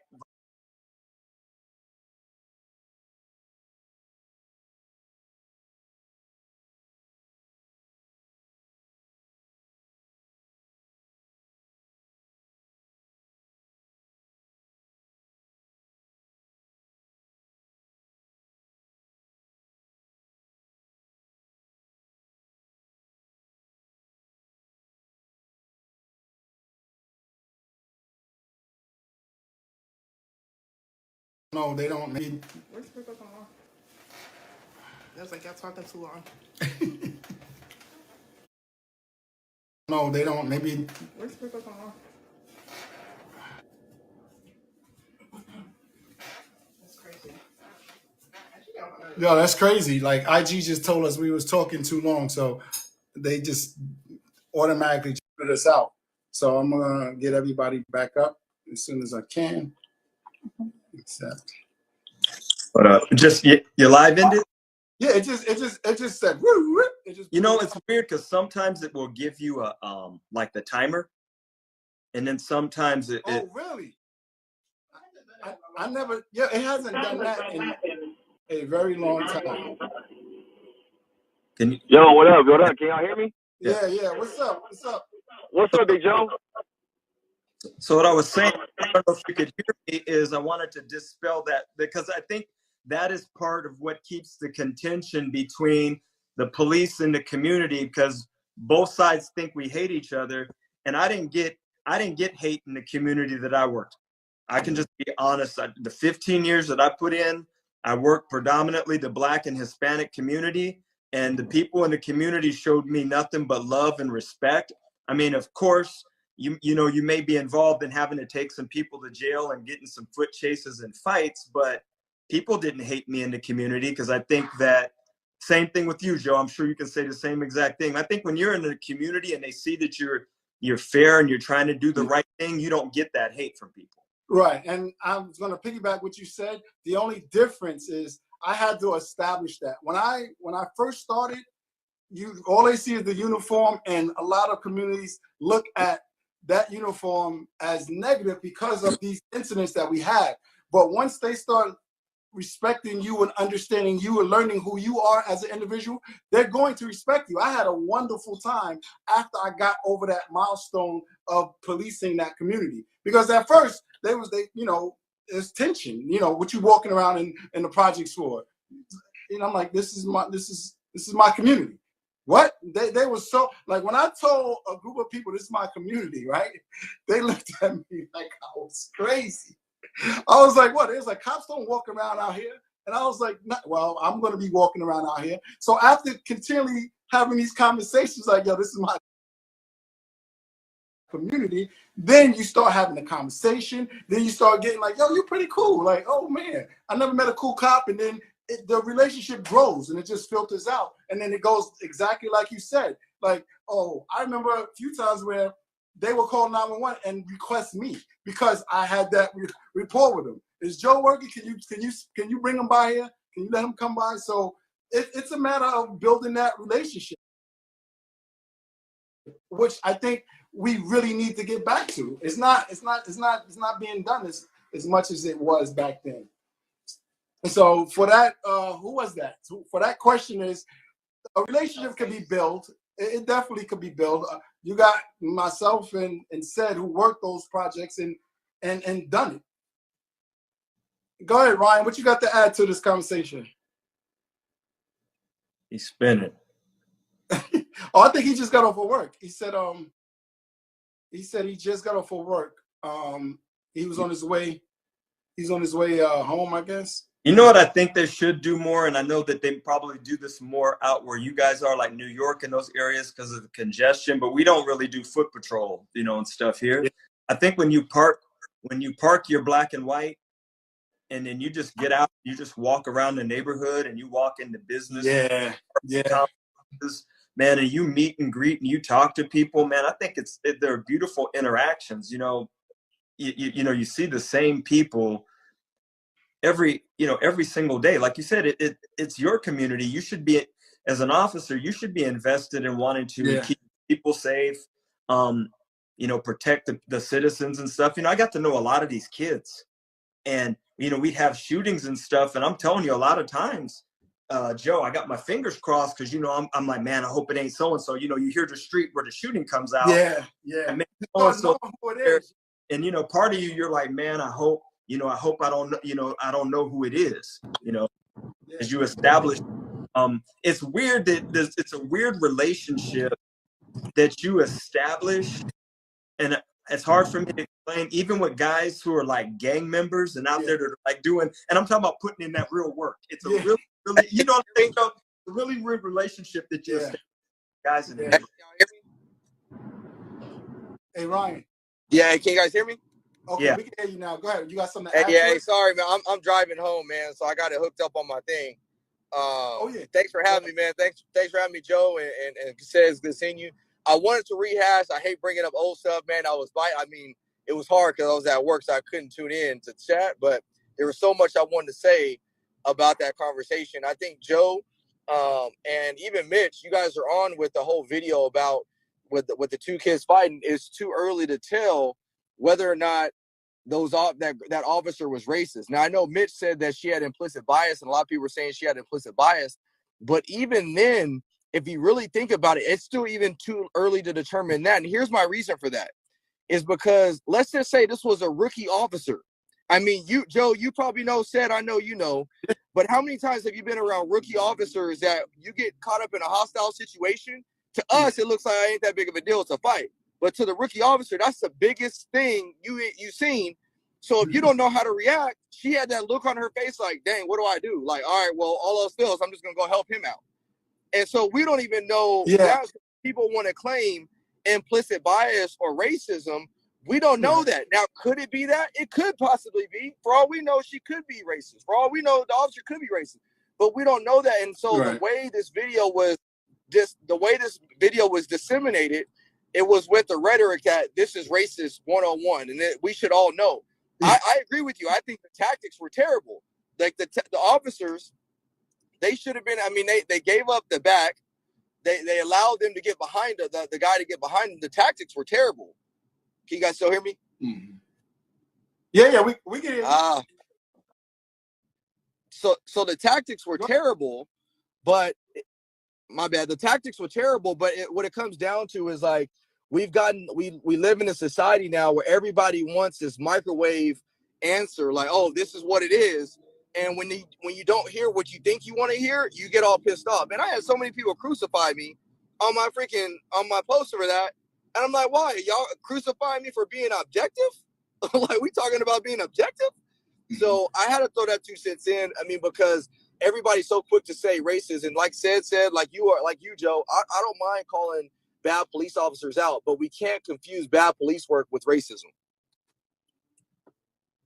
Yeah, and then what happens is when you do that, right, and it's not defined, that's what it is, you kind of take the whole movement against racism, you take it a few steps back. I mean, I think you should not be really putting that type of label on it unless we definitely know that's what it is. And I hate the fact that we quick to use it, because when it's not, then you just set up 2 steps back. And I wish people would allow the process to take place. For that little clip, you can't, there's nothing, only thing we could tell, it was bad tactics. It was bad. Rookie, not rookie, but it that gives a whole different look to it, because I didn't even think about it. If it was a rookie, that kind of fits the rookie mode. Shit is popping off. You don't really know what's going on. You're going to kind of tend to go with your senior guy to see what he's doing. That could possibly be it. You're 100% right. So I just think we didn't have enough, and I think we should just, until we know, then we should kind of stay away from that. You know what it tells me is that cops, we need a lot of work. And it's funny. I mean, I don't know the fix to a lot of things, right? Somebody sent me. I'm so sorry I'm in and out, man. Like, it's just, it's terrible. But yeah, and that's all I was saying is just like, look, point is it's so early, y'all, so early to tell whether or not this was racist. Like, and we just got to be patient. Let stuff. And going back to your point, Joe, man, I'm gonna cut out again. Golly, let me see if I can pull over for a second. I got to get this out. No, I can't. Hold on one second. We can hear you. Yeah. So going back to your point, when we start labeling everything as being racist, how are we supposed to know what really is racism? And we see a video like that, people got emotionally charged up by that video. Like, no doubt. I mean, it looks bad. I mean, I was more upset from a tactical standpoint. If I was that male officer, I would have been pissed off at the female officer. Like, what are you doing right now? Like, and you said something, Joe, that was so true, which when those officers arrived there, it was more instinctual. He just went for the first person, and he was, in my mind, he's assuming she's going to go grab the other dude. And we're going to hem him up, put handcuffs on, do whatever we do. But that's not what happened. And so if I was him, I would have been pissed. Like, why did you give up our officer safety? As a training officer, I would look at that, and she would have got dinged on everything for officer safety, because I'm like, as I'm trying to detain this guy, you just literally allowed the other aggressor to stay behind us. He could have took our gun. He could have tried to fight us, whatever we know. But you're so fixated on what I got going on. And so that's all I'm saying is, for all I know, she could be new. This could be her first day on the job. This could be her first day in training. Or maybe she's just a terrible cop. There definitely needs to be revisions when it comes to how they respond tactically. And there's gonna be an internal review. And in that internal review, I do have faith that they would look in to see if there's any biases. And the way you would determine that, do they have, complaints? Are they typically, utilizing a certain level of force with other people and vice versa? But it's so early to tell, man, and people are getting so charged up and fired up based off of a 60-second video. And it's like, when that real thing racist happens, I mean, how are you supposed to know? And I'm glad Mitch is on. Mitch, it's good seeing you, bro. All I was saying was, what's up, Ryan? It's too early to even tell or claim implicit bias at this point in time, because I not only do I study implicit bias, I teach a course on implicit bias. And what a lot of people don't realize is that implicit biases are shaped for everybody, no matter what color you are, from the moment you're born. And they're shaped by what you watch on TV, the friends you have, the interactions you have in public, who you hang out with, who you don't hang out with. Implicit biases are shaped for everybody, even Black people. And then when it becomes explicit biases is when you allow your implicit biases, you act on your implicit biases. So it's almost an unconscious reaction that you're reacting on based on your implicities. And so a lot of people don't realize is that, the other brother that you had on earlier, he talks about how the Black culture is being demonized. I'll agree with that to an extent. But we can't be so mad that the Black culture is being demonized when we as the Black culture also contribute to that demonization. When we look at the music videos we have, when we see a lot of the songs that we listen to, when we're referring to girls as bees and hoes and this and that, I know it's a part of the culture, but it's not doing us right as a culture, because at the end of the day, the same media that damns the police is the same media that publicizes anytime you have Black people out there doing some crazy stuff. And you don't see the same with other cultures. So that's why I say is like, we have to look at how we are portraying ourselves, not only just as police officers, but as the Black culture as well. And I've had this discussion with Seth many a time. So I might cut it now. So Ryan, go ahead. Walk me through what implicit bias look like to you. So an implicit bias is a bias appears or to be someone disparate referred to it treatment as a in the video. The Bridgewater Police Department not commenting to us, but releasing a statement that they posted on Facebook and reading part quote, "We recognize that this video has made members of our community upset and are calling for an internal affairs investigation." The county prosecutor's office also being assisted by the state. I guess my question is, my only interactions with Black obviously been a maybe come from the TV. Can you hear me? Yeah, go ahead. Okay. And so my interactions with Black people only come by way of. You got me? Yeah. Okay. So my interactions with Black people only come by way of what I see on TV or the people I interact with. Let's say I grew up in an all-white neighborhood. No interactions with Black people other than what I see on TV and stuff like that. So subconsciously, what starts to happen is, depending on what those interactions I have with Black people are, whether it's what I see on TV, music video, a bad experience that I had with a Black person, I start to develop some feelings, some stereotypes towards how Black people are, which is not reality. It's becomes my reality because that implicitly, unconsciously, I'm developing this stereotype towards these people. Now, explicit bias is when you now start to act based on those implicit biases. I think that all Black people steal. Therefore, I'm going to intentionally act skeptical of Black people when I see them or think that they steal, because I have this unconscious bias that's developed over time. Is now it's developed into an explicit bias. So how do you make the argument that she was not practicing some type of bias or implicit bias in what you've seen so far in the video? So what I'm saying is that she could have been practicing that, but it's too early to tell that, because she could have equally been just a rookie officer who don't know what to freaking do. So I'm not saying that she could have biases that she's acting upon. All I'm saying is we don't know that officer. We don't know her track record. We don't know where she's from. For all we know, she could have been a rookie officer just hitting the streets and don't know what to do. Because Joe has seen this.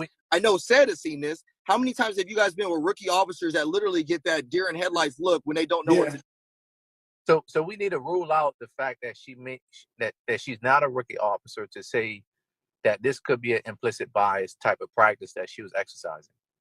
Is that the barometer for you, that we need to rule out that she's a rookie officer? I think you need to rule out. You need to find what her training and level of experiences is before you can start ruling out whether or not it's implicit or not. That's all I'm saying. You can't you cannot tell a person's bias based off of a 59-second video with no other context. So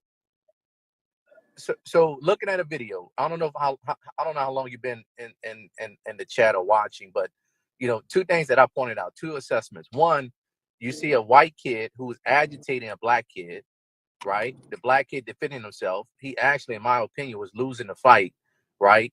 The white kid is now on top of the black kid. He's literally on top of the black kid. The male officer, because I was asking the young lady here. Hey, Mitch, to be fair, I want you to, because you're asking for an assessment from the officer's eyes. To be fair, what you just described, the officers didn't see that. When they got on scene, they didn't see that. If you watch that video, real quick, Mitch, if you watch that video, those officers didn't see none of that. They literally ran up on scene, start moving folks out, and start trying to detain folks. I'm not saying that he did. That's not what I'm saying. I'm saying now the officers comes in the picture. This is why I brought up to the female officer that came up, because this is a female male cop tandem, right? And so normally, in my opinion, you guys can tell me, you guys are the police officers. Normally, if you see a guy on top, let's not even say black or white. If you see a guy on top and a guy at the bottom, it takes a lot to take the top guy, pitch him aside, and go for the bottom guy. And then the guy who was pitched aside, the second officer, which is the female officer, went to possibly apprehend him, and he directed that officer to say that the other guy is the one that you should be arresting. In some form or fashion, he said that. And she took his direction. So here's the deal, Mitch. And we have the luxury to look at this video and dissect it like we do. I'm telling you, based on my training experience, I know Joe and I know Seth has been involved in breaking up a mutual combat fight. As a school resource officer, I broke up a lot of fights because that's all folks did in high school. So my point is, when you get there, especially if you have a partner, I'm not looking at it from who's on bottom, who's on top. It's one of those things, especially as an athlete, if I go left, you go right. You go right, I go left. You just react instinctually. So when that officer approaches on scene and they see folks fighting, he just beelines for whoever he feels he needs to grab, and she actually goes towards the white guy. He goes towards the black dude, she goes towards the white guy. He doesn't even realize that she's not even doing nothing with him until a couple seconds later, because he was just so gung-ho on detaining this guy, controlling this guy. So for us to sit back and look at it and have the luxury of slowing it down and they don't have that luxury. They responded to a mutual combat fight in the mall, and they went there and broke it up. So Ryan, they responded. You're right. They don't have that luxury. They responded based on their instinct. And I'm trying to showcase their instinct. You have a male cop and a female cop. You have a black guy at the bottom, white guy on top, who is really the aggressor. When they show up, he can clearly see the black guys at the bottom. Now you see a male cop goes and wrestles, throws off the white guy or the white kid. I think the whole thing is just a mess, Joe. Yeah. Let me ask you something, right? Because I see the point that he's trying to make, and you tell me, right? If there's something there, right? Can you guys? You ever had a female partner? Mitch, we lost you for maybe about a whole minute. Oh my bad. Mitch. Yeah. Yeah, we lost you, but hold on. Let me try. I want to ask Seth and Ryan. You still there, right? Yeah, I'm here. I got you guys. Okay. This is for you, and this is for you as Seth, because I think I understand where Mitch is going at, right? And Mitch, you help me out if I'm wrong. Have you guys ever had a female partner? Oh yeah, all the time. Okay. Well, I never had a female partner, so we had a female officer come on, and she was explaining having a male partner, and she was explaining how when she and her male partner would get into a physical confrontation, whoever it is, the male partner would normally take the bigger, more aggressive guy and leave her the actual less. Is that pretty standard with you guys? Or did you let the female officer, if the guy was big, or you kind of like, I'm the guy, I'll take him, you take the next, the kind of less of the threat kind of person? We never just to answer that question real quick, Joe, because I don't know if I'm gonna cut out again. If we have time to plan that out, then yeah, we're gonna be like, hey, I'm gonna take the big guy and you got the small guy. But right, I think it changes when you just respond and you react. That changes, because that's not something me and my partner we discuss ahead of time. It's not like I'll discuss it with a female partner. Hey, if we ever get into a situation, I'm gonna take this. I'm gonna take the big guy. You take the small guy. But if we roll up on something at that time, if you have luxury, right. It just normally if you have happens luxury when to you that. have time to. But I think it's instinct though, right? I mean, I don't think that's something. I think naturally as a man, you're gonna take more of the aggressor than your female part. I think it's instinct. But that's an assumption because I also know a lot of men that run the other way when stuff is going down. Okay, so you're making an assumption that's saying that from a if you ask me as a man, then I'm gonna do what I gotta do. But I've been around and Joe and Sad can attest to this. I've been around police officers. I know police officers that will take a coward's way out. And I'm not saying that this would have been coward's way out, but all I'm saying is that you're making a presumption saying that officer. But it's a safer presumption than to say more men run away and allow their female partner to take on the more aggressor. That's a safer assumption. Like for you to say that more that you said it backwards. I'm sorry? I think you said it backwards. No. I say the safer assumption is to assume that the male partner would take on the more aggressor perp. No, you said back. You actually said the male partner would run away, and that's what I said. So let me clarify for you.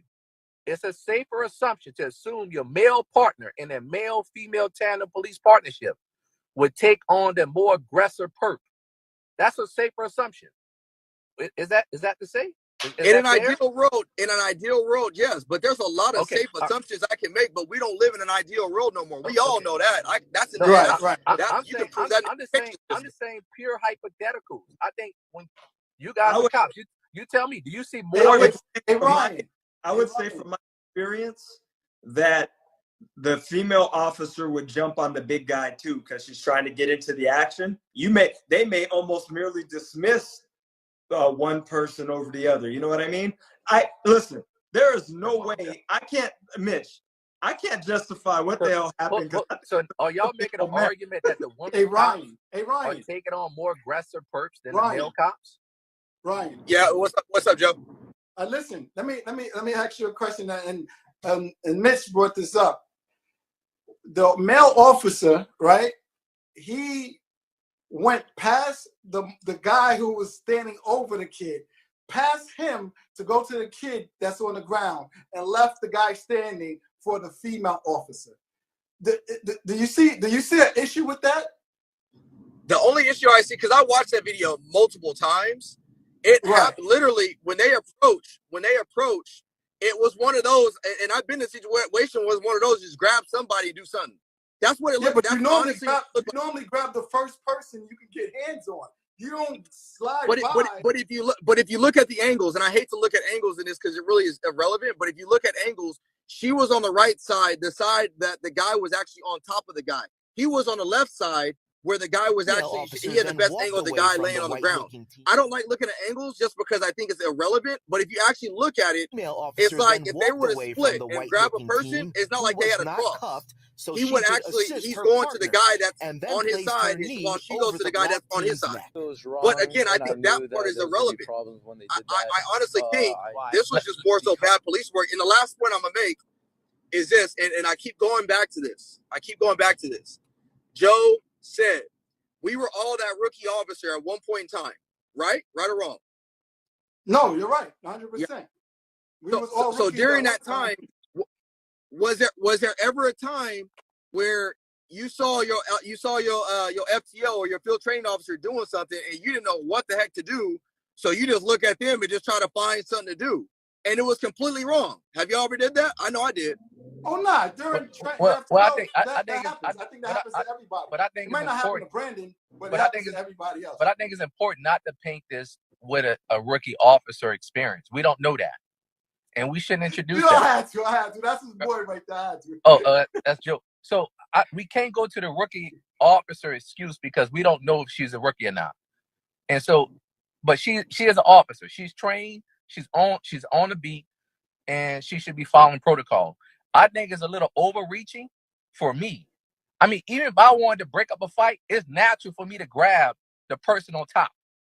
I I seen principals break up fights in schools. They grab the person on top, right?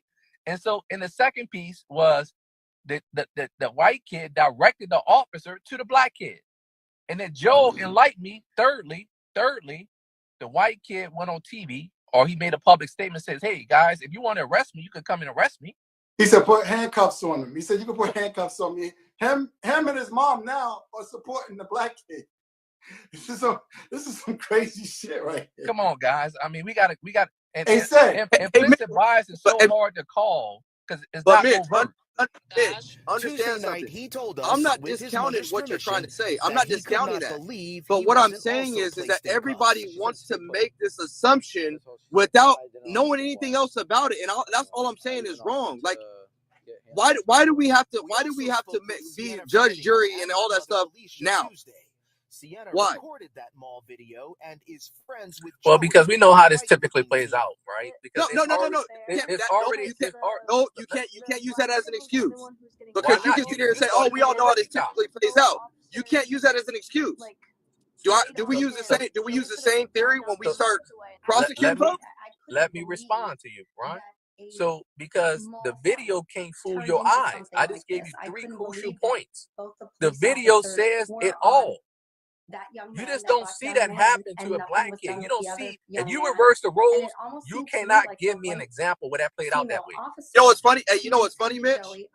Let me ask you this: if let's say there was no white kid involved in this, it's really not a white kid involved in it. Did you know that? It's a white Hispanic kid. White kid is Hispanic. So let me ask you this, Mitch. Let me ask you this. Let's say it was 2 black people. Hold on, real quick. Let me ask this: if this scenario played out with 2 black kids, will we ever hear about it? And I knew that there was going to be problems when they did that. So now you're bringing up Chicago crime, right? Is that where you're going with this? Go for me. No. Come on, Ryan. Hey, Mitch, answer that question. Let's stay on this particular topic. No. I'm going somewhere. Answer that question. If this was 2 black kids, would we ever hear about it? Yes or no? Hey, you know what? Just for the sake of example, I'll say, if this was 2 white kids, will we ever hear about it? Yes or no? No. So my point is, just because you don't see things, just because you don't see black kids getting treated the same way, does that mean that it doesn't happen? That's because when you eliminate seeing color and eliminate biases, you No. see I'm asking a question because I'm telling you now, where I've seen similar situations in my day job happen with black people where they get treated the same exact way, but it will never ever make a newsworthy publication. Why? Because it's not garnering any attention. So everybody likes to use that excuse. Oh, well, you know, if this was a black kid, then or if this was a white kid, he'd have been treated this way. Man, I'm telling you now, there are more minorities that are treated now better than we ever know, but you never hear about it. Said, correct me if I'm wrong. Ryan, correct me if I'm wrong. One more point. Said, correct me if I'm wrong. How many minorities are getting let out of the criminal justice system like never before? How many? I think all that's true, but here, let's get back to the video because we have. Cedric, can I ask one question real quick? You didn't ask about 10, and I've been sitting there just because I never get Ryan. I just want to ask Ryan one question, if you don't mind, Seth. No. And this is a little off subject, but we could come right back. I just want to showcase sometimes, Ryan, sometimes you make your assumptions from a police officer's perspective, right? And I don't think you always calculate or factor in the civilian perspective. Let me give you an example. In the Amir Locke case, the kid who was shot in a raid out there in Minneapolis, I seen your comment after I got off, and I was a little appalled by the comment. Now, I respect you, Ryan. You're a good dude. But your comment that says, why are we assuming that Amir Locke was sleeping? So my question, that's a logical question, because what if he wasn't sleeping? So you thought he was playing dead? Bro, do you know how many people like contact on a day-to-day basis that do some crazy stuff? So that's a logical question. When you look at the mere fact that people wait, I'll give you an example. If you look at the Arizona shooting that just happened where 9 police officers were shot, they responded to a homicide investigation. The officer walks up because he's invited in by the suspect. As soon as he walks up to the door, he gets shot in ambush. So you're telling me it's not logical for somebody to play dead and lie awake? That's a different shooting.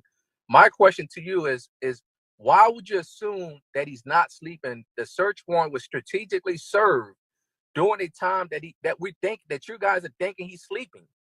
And then secondly, hold up, Ryan. They kicked this couch to wake him up. So if he wasn't sleeping, why wouldn't he start shooting as soon as somebody opened the door? Why would they wait till they get to his couch to kick his couch? Hey, Mitch, you're making you got some good points, but you cut off Said, and Said had something to say. So let's read back to that, because I think that's a good question. Said, go ahead. What you was going to say? Hey man, I forgot what the hell I was going to say.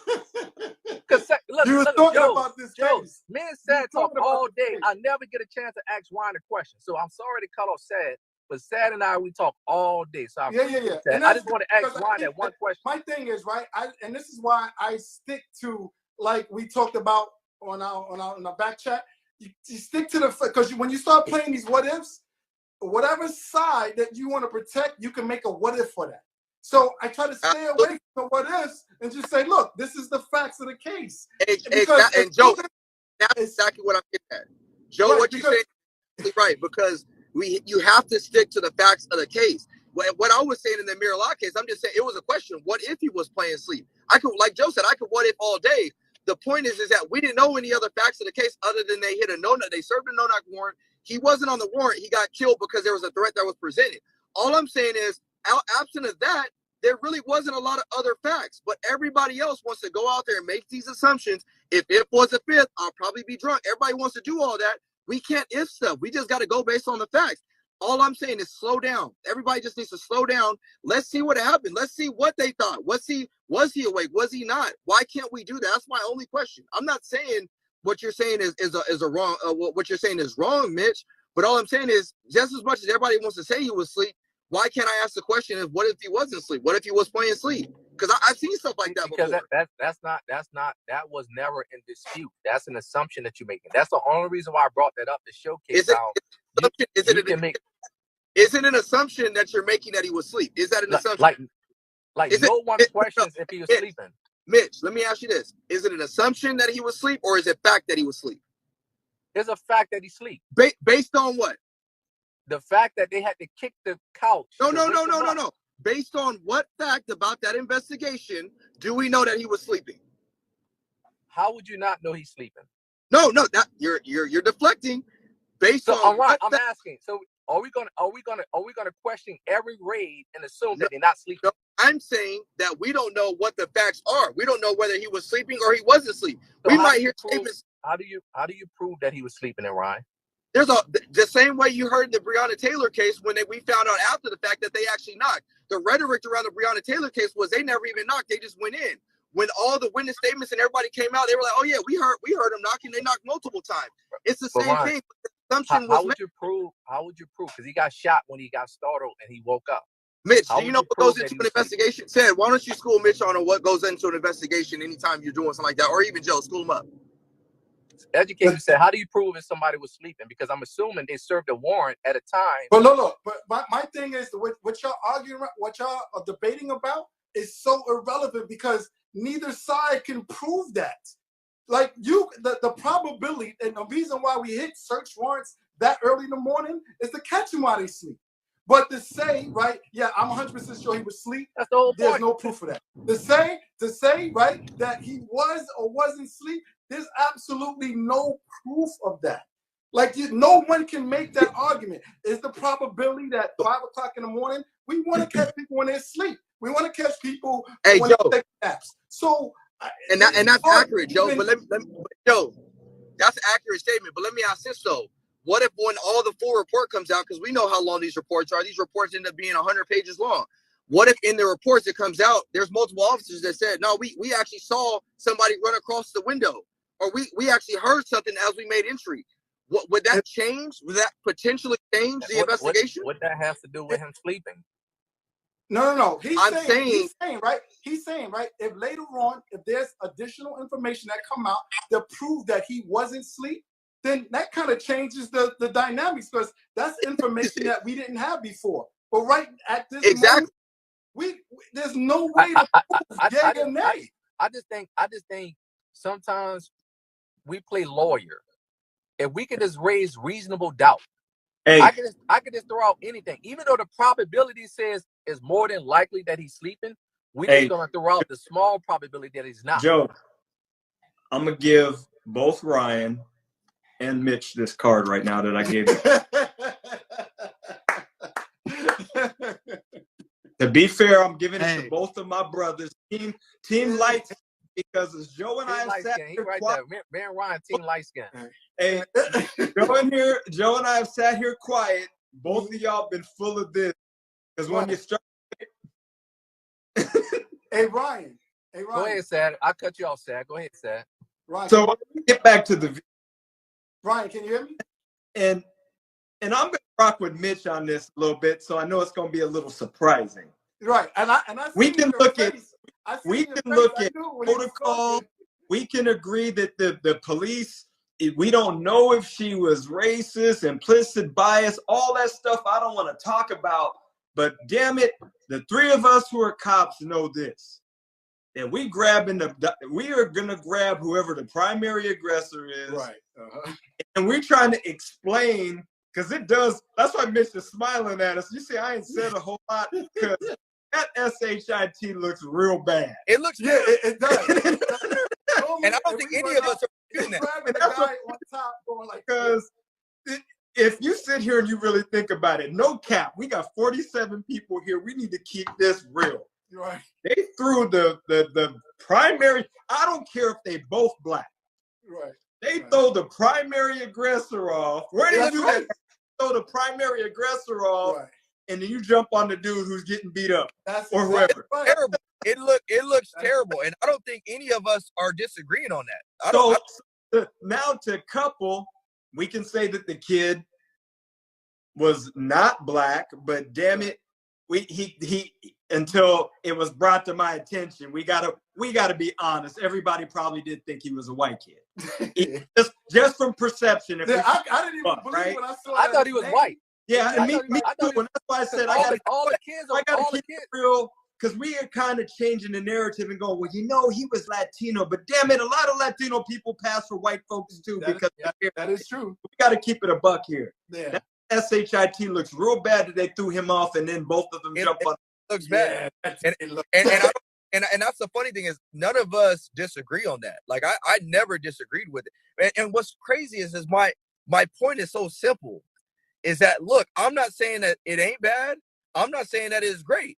All I'm saying is just give it just give it a little bit of time. Why can't we do that? But nobody wants to do that because we live in this microwave state mentality where I need to know now. It looks bad. It must be bad. All I'm saying is let's just be objective. What's the wrong? Like if any of us were in a situation that looked sketchy, every single one of us would want the decency of people to at least be objective. That's all I'm saying. That's what good. It's just being a good human. It's just having good morals. So when we don't do it for that officer, it's the same thing we want as black people. If we're talking from a criminal standpoint, we want people to treat us fair. We want people to be objective when it comes to determine that I'm not as vicious as people think.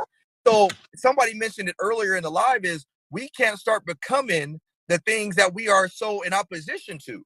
So when you start saying that, no, she must be implicitly biased, she must be racist and all this other stuff, well, you're not even giving her the decency to be objective. So I said it from day one. It looks terrible. It looks freaking. And if anything, it's just I got more mad as a male officer because I'm like, what the heck are you doing? Like you compromised both of us. Hey Ryan, so let me pick it back on it. Let me throw this at you real quick. And I follow you, I watch your lives, and I see sometimes you get. I don't know whether you intend to do it just to start the conversation, but it gets interesting. You create a scenario, you get this on the facts, right? And then somebody would throw a hypothetical. Well, what if this happens? Often you would throw a hypothetical to say, well, what about this happens? Your hypothetical then looks like you're supporting the officer. And then now it's like, oh, you're protecting that. He's like, no, I'm doing exactly what you're doing. You're doing a hypothetical. And then that conversation just goes back and forth to where you are now protecting the officer. So that's why I try to stay away. Even with the homeboy that was on the phone, I said, look, when he was on the live earlier, I said, I can't tell you whether it was racism, whether it was implicit bias, but I'm 100% sure that was bad policing. That I can tell you that. You can believe what you want to believe, but I tell you that that's not how we do business. So I've seen, and that's why I think you be getting accused like of taking the side, and that's when he's like, well, why the hypothetical you give is in support of the officer? Well, and the reason I do that, and that's a legit question. I respect that. The reason I do it is because a lot of people that didn't like police or don't understand police, when you put things in a way from a different lens, it actually makes them think a little bit more critically when trying to break down that situation. And so when we're talking about just like, for example, the three of us right now, and I say three of us because I'm talking about as officers, we know whether or not it's something that's good policing, bad policing, or we know that there's more to the story. So in a conversation, in a dialogue like this, it's easy to just throw out the facts and say, this is what the facts are, this is what the reality is. But if I'm talking to somebody that may not understand why we make certain decisions as police officers, now I'm switching my hats and saying, I'm telling you based on my training and experience, because at one point in time, I was asking the same exact questions. Well, why didn't the officer do this? Well, why didn't the officer do that? But now I have a different perspective. That's the same example, same thing I'm doing now in this scenario with the fight. I worked as a school resource officer for 2 years. All I did was break up fights. And so I should have a level of respect. And not respect's not the word. I should have a level of credibility to be able to utilize in this scenario based on my training and experience. When you're breaking up fights all the time, as opposed to the person who's not breaking up fights. And so, like, I said, not one time am I saying that this officer is racist. I never not once said that, oh, she's absolutely not a racist. Never said that. But I also didn't say that, hey, this lady is a great cop. For all we know, she could be a terrible cop.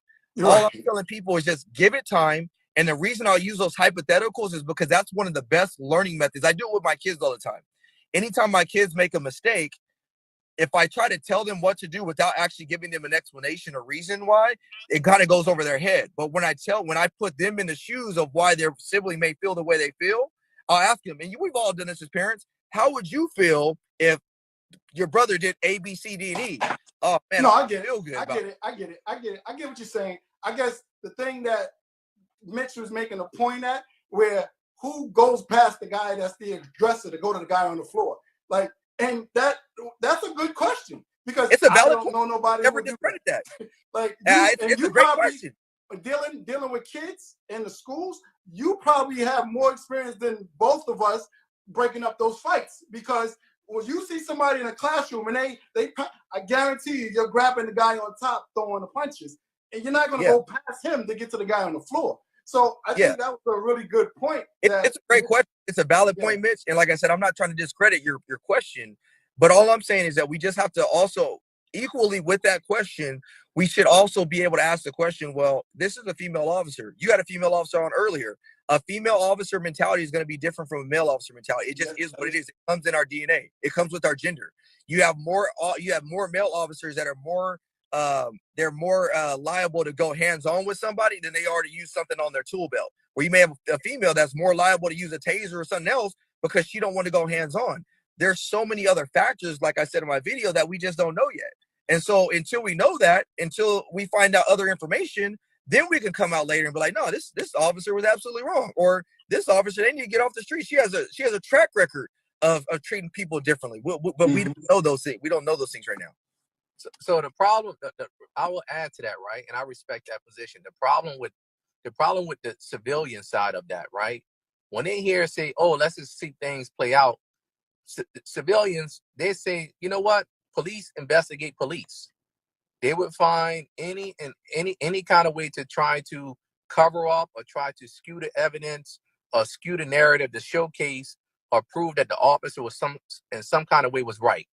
And so it gets very convoluted when that investigation process go along. And so that's why you have such a big high distrust in the civilian side. And so that's why there's a rush to maybe indict a cop. I wouldn't go as far as saying she's racist. I do think she was practicing some level of bias. However, the reason why people have such a quick reaction is because their experiences are typically dismissed. I completely understand that. And so when our experiences are dismissed, because when you see bad policing, is typically against African Americans. Hey, but Mitch, the last thing, real quick, because I want to go in, is like, I understand, and I agree with what you're saying, because that's what we see. We start to feel things. I was the same exact way. But here, how often do you hear about cops being prosecuted? We just you and I had this discussion. You said we both agree in the last 5 years. But you can go back. You can even go back. Cops have been getting prosecuted for years. I'm not saying that policing is perfect. And as a matter of fact, we know there's been corruption in law enforcement. We all know that. But what I'm saying is, that, let me ask you this question. Are you going to get more publicity with a cop being prosecuted, or are you going to get more publicity of a cop getting off of something that should have been prosecuted? The one that's getting off. Right.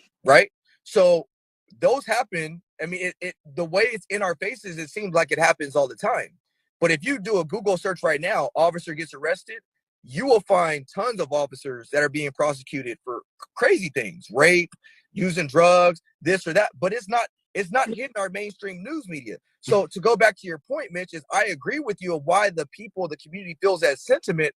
But how do we change that? The way we change it is good men like you and good men like Joe and said is like, look, I get your frustration. I understand why you're mad. I understand how it looks. It looks freaking terrible.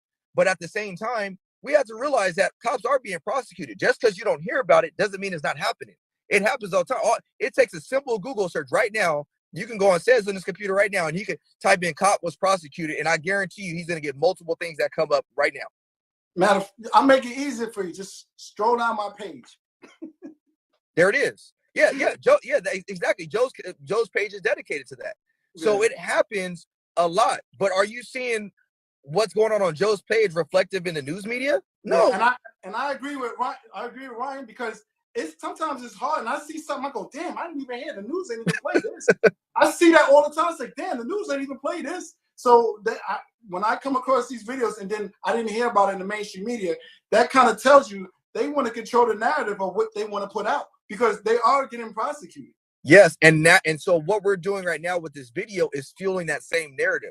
That's why I'm so passionate about it. It's because when we argue that literally Sean King and DL Hughley put this video out, adding fuel to a fire as soon as it came out.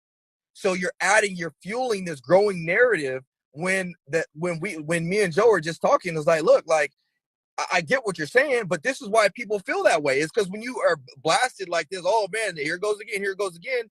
It's just adding to this growing fire. And I'm telling you this, Mitch, not because I'm pro-police, not because I'm a police officer. I'm telling you this because at one point in time, I didn't like cops. I was the one rooting for cops to get prosecuted. I was the one rooting for bad things to happen to cops because I felt like, oh, the cops are never being held accountable. But I'm on the other lens of that, bro. I have not really discussed in an open platform my police shooting, which was justified.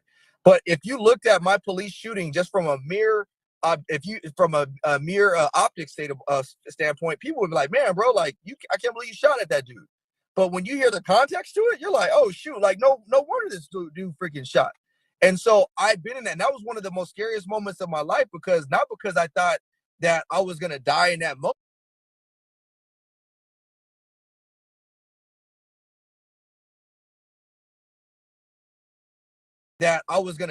moment. But because I'm like, well, what if the optics of this got out like today and they start trying to blast that? What if I was a white officer shooting at a black guy? Because I shot at somebody that had a knife that was going away from me, but he was going towards people after already saying he wanted to kill cops, after already threatening people with a knife, after we had already tased him 3 times, after we shot him with a beanbag twice. These were things that I already knew. And so I shot at a dude running away from me because he was an immediate threat to other people. But what if I was a white police officer and the guy I was shooting at was a black guy and you had no other narrative other than a 30-second video of you seeing me shooting him run away? Sean King, DL Hughley would blast that in a heartbeat, make my name tremendously bad, and then once the investigation is over, the damage has already been done, and I can't recover from that. I agree with you on that, and you and I had a conversation before, and we talked about, I think we agreed, over the past 5 years, we've seen a great degree, not just prosecuting cops, but convicting cops. That's the ultimate goal, is for bad cops to be convicted because they put a bad stain on policing overall. It makes good cops look bad. And so, but since the beginning of time, you can hear blacks saying, you know what, man, I never had drugs on me. That was planted on me. I didn't do this. I didn't do that. And without video cameras and body cameras, right, and footage from civilians standing by, some of those a lot of people that went to jail unjustly without technology today. So so there's been a deep level of distrust by the civilian side towards police, and that's why you see such a quick outrage. I think wholeheartedly. I agree wholeheartedly with that. But my question is, how do we change that? How we change it is one, obviously we got to have good officers like yourself, keeping it honest, keeping it 100, right? And so calling things for what they are, not making hypotheticals, being a matter of fact. And one thing I think, especially with this, sometimes you can't pinpoint racism. You know how it feels. You know how it looks. That's why, in my opinion, I think the lady practiced some level of bias because, again, that kid said that guy did it. She immediately took his word. And now the guy's out saying, you know what, you can arrest me if you guys want to arrest me. And they chuckling about it. You just don't see that happening. No, I see what you're saying. Right? That feels bias. Now, you can't prove it on paper. She didn't say I intentionally did it. So that's why implicit bias is so hard to measure. But you can measure it because when you see police brutality and wrongful policing, typically it happens to African Americans, and that's why you see the Sean Kings and the other figures that you talked about. But you'll never see a police brutality case come on mainstream media that involves a white person. A prime example of that. Look at the situation in I think it was Oklahoma. It was almost identical to George Floyd. The only difference was the officer was black and the guy that they stood on his neck was white. Did we ever hear about it? No. Tony Temple. Yep, exactly. Did we ever? I think that was in Dallas, not Oklahoma. I think that was in Dallas, but wherever it was. But my point is, that's a prime example. That was just, if not worse than George Floyd. And so my point is that you're never going to hear about police brutality occurring to other races just because it's not going to garner the attention. So just like you said, we need more good officers like me and Joe and Seth or whoever else. I would challenge the community. We need more good guys like you going out and standing up against these narratives that are saying, look, I get you're fired up about it. I get you're emotional about it, but just chill for a second. Let's think about this from a different lens, because when you do that now, honestly to God, bro, I honestly believe that there are guys out there, and I'm going to bring them up again, Sean King and D.L. Hughley, their intent is to add, maybe they don't feel this in their heart, but at least the way it appears, their intent is to add fuel to a burning fire. Because if you really wanted to honestly make change, then there would be more dialogue that's saying from the other side, or just saying, you know what, here's some good police work, or here's actually they did prosecute this, or they did do that. There's none of that. Now ironically, that are fired up. Can I jump in real quick? Let me jump in real quick, Mitch. Ryan, I agree to an extent, just a little bit.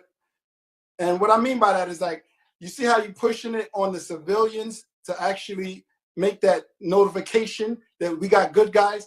I think that notification or that push needs to start with the trained professions, law enforcement. Like, I really believe, because I think the community, right, is looking at law enforcement to make those adjustments. If you are in the community, if it says in the community saying, look, we're not perfect, this is where we're going to get to that way. We're going to try to get as perfect as we can. I think you're going to hear more support from Seth doing that than Mitch doing that. Let me interject real quick. So, Joe, I understand what you're saying, but here's an example to that point. If most of Mitch's following is watching me right now, which is probably like Mitch, because that's what happened. Our followers usually navigate to people that are like them or like-minded like them. Right. If I went to Mitch's followers right now and told them and played the same exact video that I played with this fighting video, do you think that his followers are going to eat me up? Yes or no? No, I don't know his followers. Well, I'm going to say that they would probably eat me up about it, because honestly, I just know how, especially our community, they would eat me up about it. But if Mitch posted almost a similar video to what I did, the level of credibility is different, because they know where Mitch's stance typically is. Mitch is like, he's going to challenge police officers, which I like. But if he comes out and says, hey, y'all, let's just wait on this one, I don't know if we can pinpoint and say this was actually racism, they're going to take his word a little bit better than mine, because they view me as, even though I'm black, they still view me as a police officer that has an agenda. Right. And I get that. Go ahead. I think you're both right. So all three of you. The credibility, I get it. However, when we talk about credibility, if you and I call out bad policing, and Joe, the credibility is more than Mitch calling out bad policing. Right. If I make a stance and I go somewhere, even though Joe and I are retired and you're still working, and I speak out of certain things, there's a level of credibility that we carry that Mitch can't. Someone, if Mitch goes, man, these cops were stupid, this, that, and the other, most people are going, yeah, Mitch, okay. The three of us do it, they're going to be like, oh, damn, okay, these are guys who were cops for a while. Mm-hmm. Like, if Mitch sends me a video, when he sends me stuff, and I say, Mitch, this was messed up, Mitch is going to be like, well, this guy's got 15 years. He was an instructor. He's more than likely, you know, like if Sid is saying this is bad, and I'm not saying I'm the god of police, but Mitch is probably going to take good faith that all the studies and shit I do, right, that, man, this is bad. And it's going to have credibility than Mitch sending it to, you know, one of his other boys who says it's bad. So I get what both of you guys are saying. And that's what it's almost opposite. It's like we need the police officers to call out bad police, but we need the community to acknowledge good policing. I always say it's a two-part, but the initial step needs to come from law enforcement. And I agree with that, Joe. I agree with that. It's definitely a two-part. On us. Yeah. The onus is on us to do it first. Not calling out, showing that, because like I said, when I first got on, I got straight to a project, and they was looking at me like you say, not that I'm a black guy, they see the uniform. Yeah. And I had to walk this project over and over for weeks before people started embracing my form of policing. And then the relationship started building. So it's from one. The onus is on us. I just feel now that I've been doing the work, I feel like I do have a level of credibility to go out there and say, hey, the community needs to do something too. Like, I can't do this on my own. Joe can't do this on his own. Seth can't do this on her own. So it'd be different if I would just all talk. But man, when I'm out here traveling, doing this, doing that, trying to make this situation better, now I have a level, I feel at least have a level of credibility to go say, hey man, look, I need y'all help. Like, when somebody's bashing cops, I need y'all to step up with me and say, oh, look, no, it ain't like that. Like, I get it. There's some bad cops, but there are also there's a lot of good cops doing work. That's how you move the pendulum forward. But when we stay in our lanes and all we want to do is, no, they bad. Yeah. We're not. But see, So I don't subscribe to, you know, I'm very simple. Just call out bad policing and let's praise good policing. I've always been a person that officers should be paid more. I think when you get policing correct, you should get paid bonuses. Yeah. I'm talking about quarterly, semi-annually. There's a lot of folks that don't agree with that. No, I mean, the NYC budget is $10 billion. That's just outrageous, man. $10 billion to run a city from policing. That's a lot of money, man. But you know how much those officers are making? Probably not much. Hey, I gotta run y'all. Hey, this has been great. Joe, love you guys, man. Mitch, love you. Seth, love you guys. You, Ron. We'll do this again, man. I appreciate you guys, seriously. No problem, Ron. Appreciate you. Hey, Seth and Mitch, not only that people, because a lot of people don't think that the community doesn't care about itself because of the crime within the community.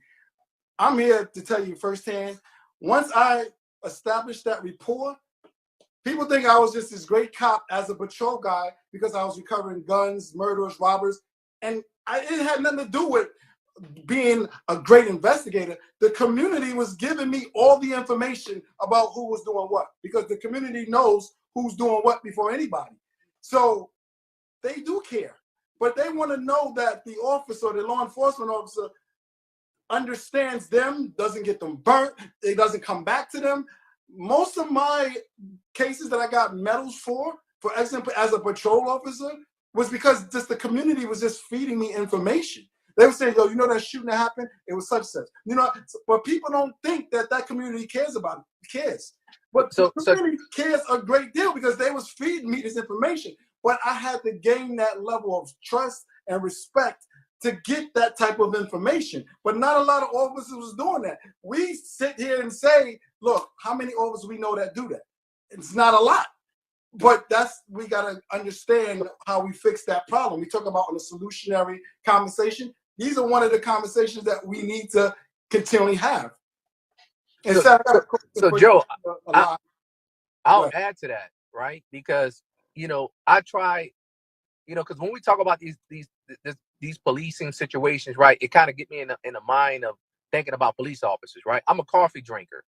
And a lot of I drink coffee every day. I go to one spot and grab coffee. If I'm in a suit, I don't buy police officers coffee because I think it's too polished of an image, and I want an officer to see me buy them coffee when I'm dressed down because I like to see their facial expression. One time I was in slippers, I was in some basketball shorts and a t-shirt, and I brought the officers some coffee, right? And when I purchased the coffee, they turned to me. They looked so surprised. And so when I walked up to them, I said, hey, man, I just want to tell you I appreciate what you do, right? But I wanted to give them this dressed down look because I would look like some of the people they would see on the street, not a guy that's dressed in a suit typically, right? And so, but I love that expression that they give me because I want them to know, hey, man, not everybody is anti-police. Right. You know what I'm saying? Right. We just anti-bad policing. That's it. Nah, I agree. He said there's a question that came in on Facebook. They said that you and I both said that we walked and developed a relationship with the community. Was forced upon us by supervision to do that, or that was self-generated? I mean, for me, I was told not to walk. I did it myself. And then I had this, power with my lieutenant where I think that this is more effective than what I've been doing. So that was definitely that was just me understanding the community, understanding what I needed to do to be effective in this community. So on our department, we were able to create, I don't know if we call them pop projects. I don't know. Do you guys use the problem-oriented police? So there was a particular apartment complex that we were having a lot of drug activity, gangs and things like that. And I was just like, hey, I'll make this my pop project. Right. Every morning, I'd park my car, walk through, talk to people, met the, the apartment manager. And I just, honestly, man, I started enjoying it. Because for one, too, this, Joe, you actually find when people see the black and white come, they get up out of there anyway. So you get on foot, man, you find a lot of good stuff, Mitch. And you can sneak up on people, but sometimes, you sneak up. I snuck up on the wrong people one day. Hey, I was being slick. I had a little cadet. I walked up on like 4 legitimate gangsters by myself, and I was like, I hadn't put it out on the radio, so they didn't even know where we were. I came right in the corner. That's bad. Is it Richard Pryor that talked about when he went to jail, when you're in trouble and you had to tell jokes? Yeah. Telling jokes because I came around the corner and they, we got that eye contact and there was that awkward silence like somebody's got a gun, right? And I'm like, all right, this is bad. I got this brand new kid who's not even a cop. It's just a cadet. Right. We just gonna keep this really, because they were like, you could see by the look in the face, right? And it was like, man said, we don't even like you, and it was like quiet. And they go, oh, we just messing with you, right? And I was like, whoo, I took that deep breath because I know somebody was strapped, right? Yeah. But it's getting in there. And I just remember talking to fathers and aunts, uncles, grandparents. And, we work 4/10. Yeah, so I love that. That's the best shift in the world. 4 out of 7 days, Mitch, I'm seeing the same exact people every day, man. Why wouldn't I want to get to know these people? It is your typical neighborhood, it's small. And, it's crazy out of this maybe 5-mile square radius, 10-mile square radius, we got like 900 gang members in that small area. Get out, meet and greet, talk to people. Like I said, I jammed up this one kid, young man. His dad came out, watching because that's his son. I didn't do this. Can I help you? Stand back, sir. And I said, hey, sir. I just said, hey, sir, is everything okay? And he goes, yeah, that's my son. And I go, oh, you're so-and-so's son? I go, hey, can I talk to you for a second? Had him get up and stuff because the dude was on parole. Had him walk over with me. The 3 of us had a beautiful discussion. Told him why I had jammed him up, that he had lied to me about something a week before. Chopped it up. The dad actually was going in on the son. Because we talked every day that he would see me. He waved, and then I was working a Black History parade.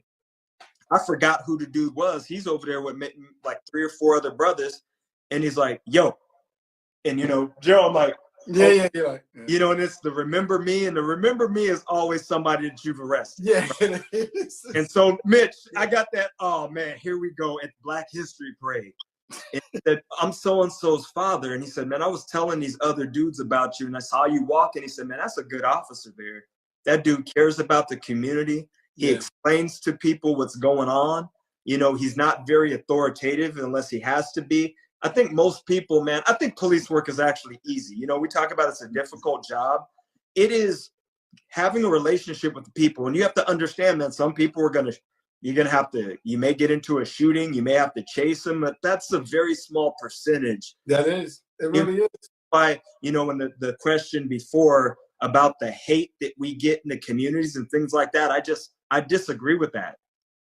I really do. I think they work in I hate saying the quote, I'm not going to call it the hood, the more impoverished communities. To me, I enjoyed it. So I'm glad you said that, because I'm tired of hearing the Black community, and everybody relates the Black community to the poor community. Right. Blacks exceed way more than the population of the poor community. And I just we just got that stigma. The Black community, oh, it's a hood. Like, dude, like it's only 2-point-something million that is registered in the Black community as far as poor and poverty. We got 44 million. That means there's a whole lot of fuckers doing well. They're doing great. So you're right. You're right. And I'm glad you made the difference between the Black community and the poor community. Yeah, but you know who had to kind of get me in check a little bit though over the years is I have a friend, and she's Latina. She lives in East Los Angeles. Like the three of us can't go there, right? And she goes, you know what? Sometimes I listen to some of the stuff, you know, you talk about with your friends. She sat in on a couple of lives, and she goes, listen. She said, tell your friends this. For one, y'all need to stop. These aren't just Black issues. She's like, the shootings and all that stuff is happening in my neighborhood. She's like, said, these are poor issues. Stop making it. It's not just Chicago. You know, she's like, hate that. You know, like stop with the Chicago stuff. Crime happens everywhere. And Joe, you mentioned this last time we're talking. Anywhere where you have a large segment of crime, I don't even need to look at anything. I can tell. I know it's going to be poor. I don't damn who you are. I know it's poor. So let me tell you something. If we kill the poor problem, we kill the crime problem big time. A lot of it, big time. But the thing that sucks for us is when we talk about drugs and stuff like that. Hopefully, you're live. The CIA don't shut your live down. They keep. The drugs is obviously it's a governmental problem. There's so many moving parts, and if people don't want to believe that the government has some involvement with the drug trade and drug trafficking in this country, I mean, I read an article a couple of years back, Joe, that it was some city in the Midwest on a state trooper stopped a semi. I think it had about 5 tons of cocaine on it. Now, you and I know that we have dogs on our department because I was a school resource officer like Ryan, so we'd bring in the drug dog, Mitch. The drug dog alerts on all kinds of stuff, sometimes medication, right, Joe? Right. Yeah. I mean, that we got dogs and all this stuff at the border. We have a dog on our department that can sniff out Motrin in a kid's backpack, but we get 5 tons of on. You know what I mean? So it's just so many things. If we can get rid of the poor and the stuff with the drug. What's up, boss? How are you? What's up, man? Good to see you, man. Yeah, man. We're going to. I'll meet you now. Marie, any more questions? No, I think it was a great discussion, Joe. Yeah, I appreciate think so it, man. too. Cedric and Ryan coming on, sharing their perspective. I think we pretty much in the same neighborhood of what our thoughts are about this. These 2 kids fighting in the school, right? And I also appreciate you bringing on the female officer. I think that's important because they have a different perspective. Yeah, they do. They do. So I think you should keep her in the loop. Yeah, and I appreciate you letting me come on a little bit. Yeah, she reached out to me and she saw all of us. She said, I love the platform, but where's my voice in this? Right. And I was like, wow. I was like, you're right. When I go on next, I would love for you to come up. And like you mentioned too, I think we need to start, when we do our cop talks and stuff, man, we need to bring on Latino officers, white officers. Because we got about 50 people in here because you know, these people are like, oh, well, you know, you guys are just black cops. You know, what Right. you know, we give a perspective, even though like Don't Panic was like, we all the same. If we were in the uniform, if we were in the uniform, we just come off a conveyor belt and all, you know, what did he say? That we are pre-programmed? He said indoctrinated. He said we're all indoctrinated the same. So it would be, Joe, man, I think you got a great platform, brother, man. You know, I always appreciate, you know, I don't know what's going on with this with Mitch and I, but Mitch and I have been having a lot of peace lately on these cop talks. Yeah, I don't know what's going on. Man. And for the audience, I do a food drive I'm trying to do one. I did one for the holiday, so I'm trying to do one every month now. So if you can buy badges, that would be helpful. Appreciate it. That will help me bless even more homeless when I go out and do my food drive. So I appreciate I got a few badges that was bought tonight, so I appreciate that. That's going to go towards. I didn't see the badge here, Joe. I didn't see a badge to buy here. Yeah, on mine it says when I look, it says comments off. I can't do anything. You see? Yeah. Huh? Do you see the badges should be on because it won't let you show the comments. So the badges. That's crazy. If you have like a donation link on in your bio, I'll click on it, and I'm always glad to take part because I appreciate what you do, man. Thank you. Thanks, man. I appreciate that. Absolutely. All right. Can you pin it? Go to the website. Yeah, you can't pin it because I have to tell them. I can't put comments. PoliceBrutalityMatters.com. It's very PoliceBrutalityMatters.com. Just go to the website and just several different ways you can WhatsApp, you can demo. There's a bunch of ways on the website. I got you, Joe. Appreciate you, man. Thank you for what you do. Yo, thanks for coming on, man. Like I say, I don't mind. Actually, I enjoy talking with people with different viewpoints. I do. So I don't want everybody agreeing with me because it's a boring conversation.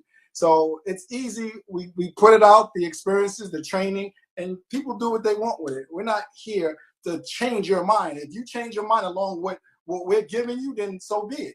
But I will add one thing, and I think I shared this with Cedric. I think not only should you have a diversity in officers, women, black, white, Hispanic, etc., male officers, but I also think you got to have a civilian, at least one civilian in these chats, right? Because you guys are police. You guys are police and civilians, right? So that's what I started doing last week. My last cop talk, I had Uncle Kenny, and then this one I had you. I told you to come up. I didn't just want to keep it, police. Appreciate that. So Thank you. I'm definitely going to do that. Absolutely. I think you had a great value and great perspective around this case with the two kids, and let's see how it plays out. See where it goes. Yeah, let's do that. All right, fellas. Thanks a lot. I appreciate you guys coming on. Y'all have a good night.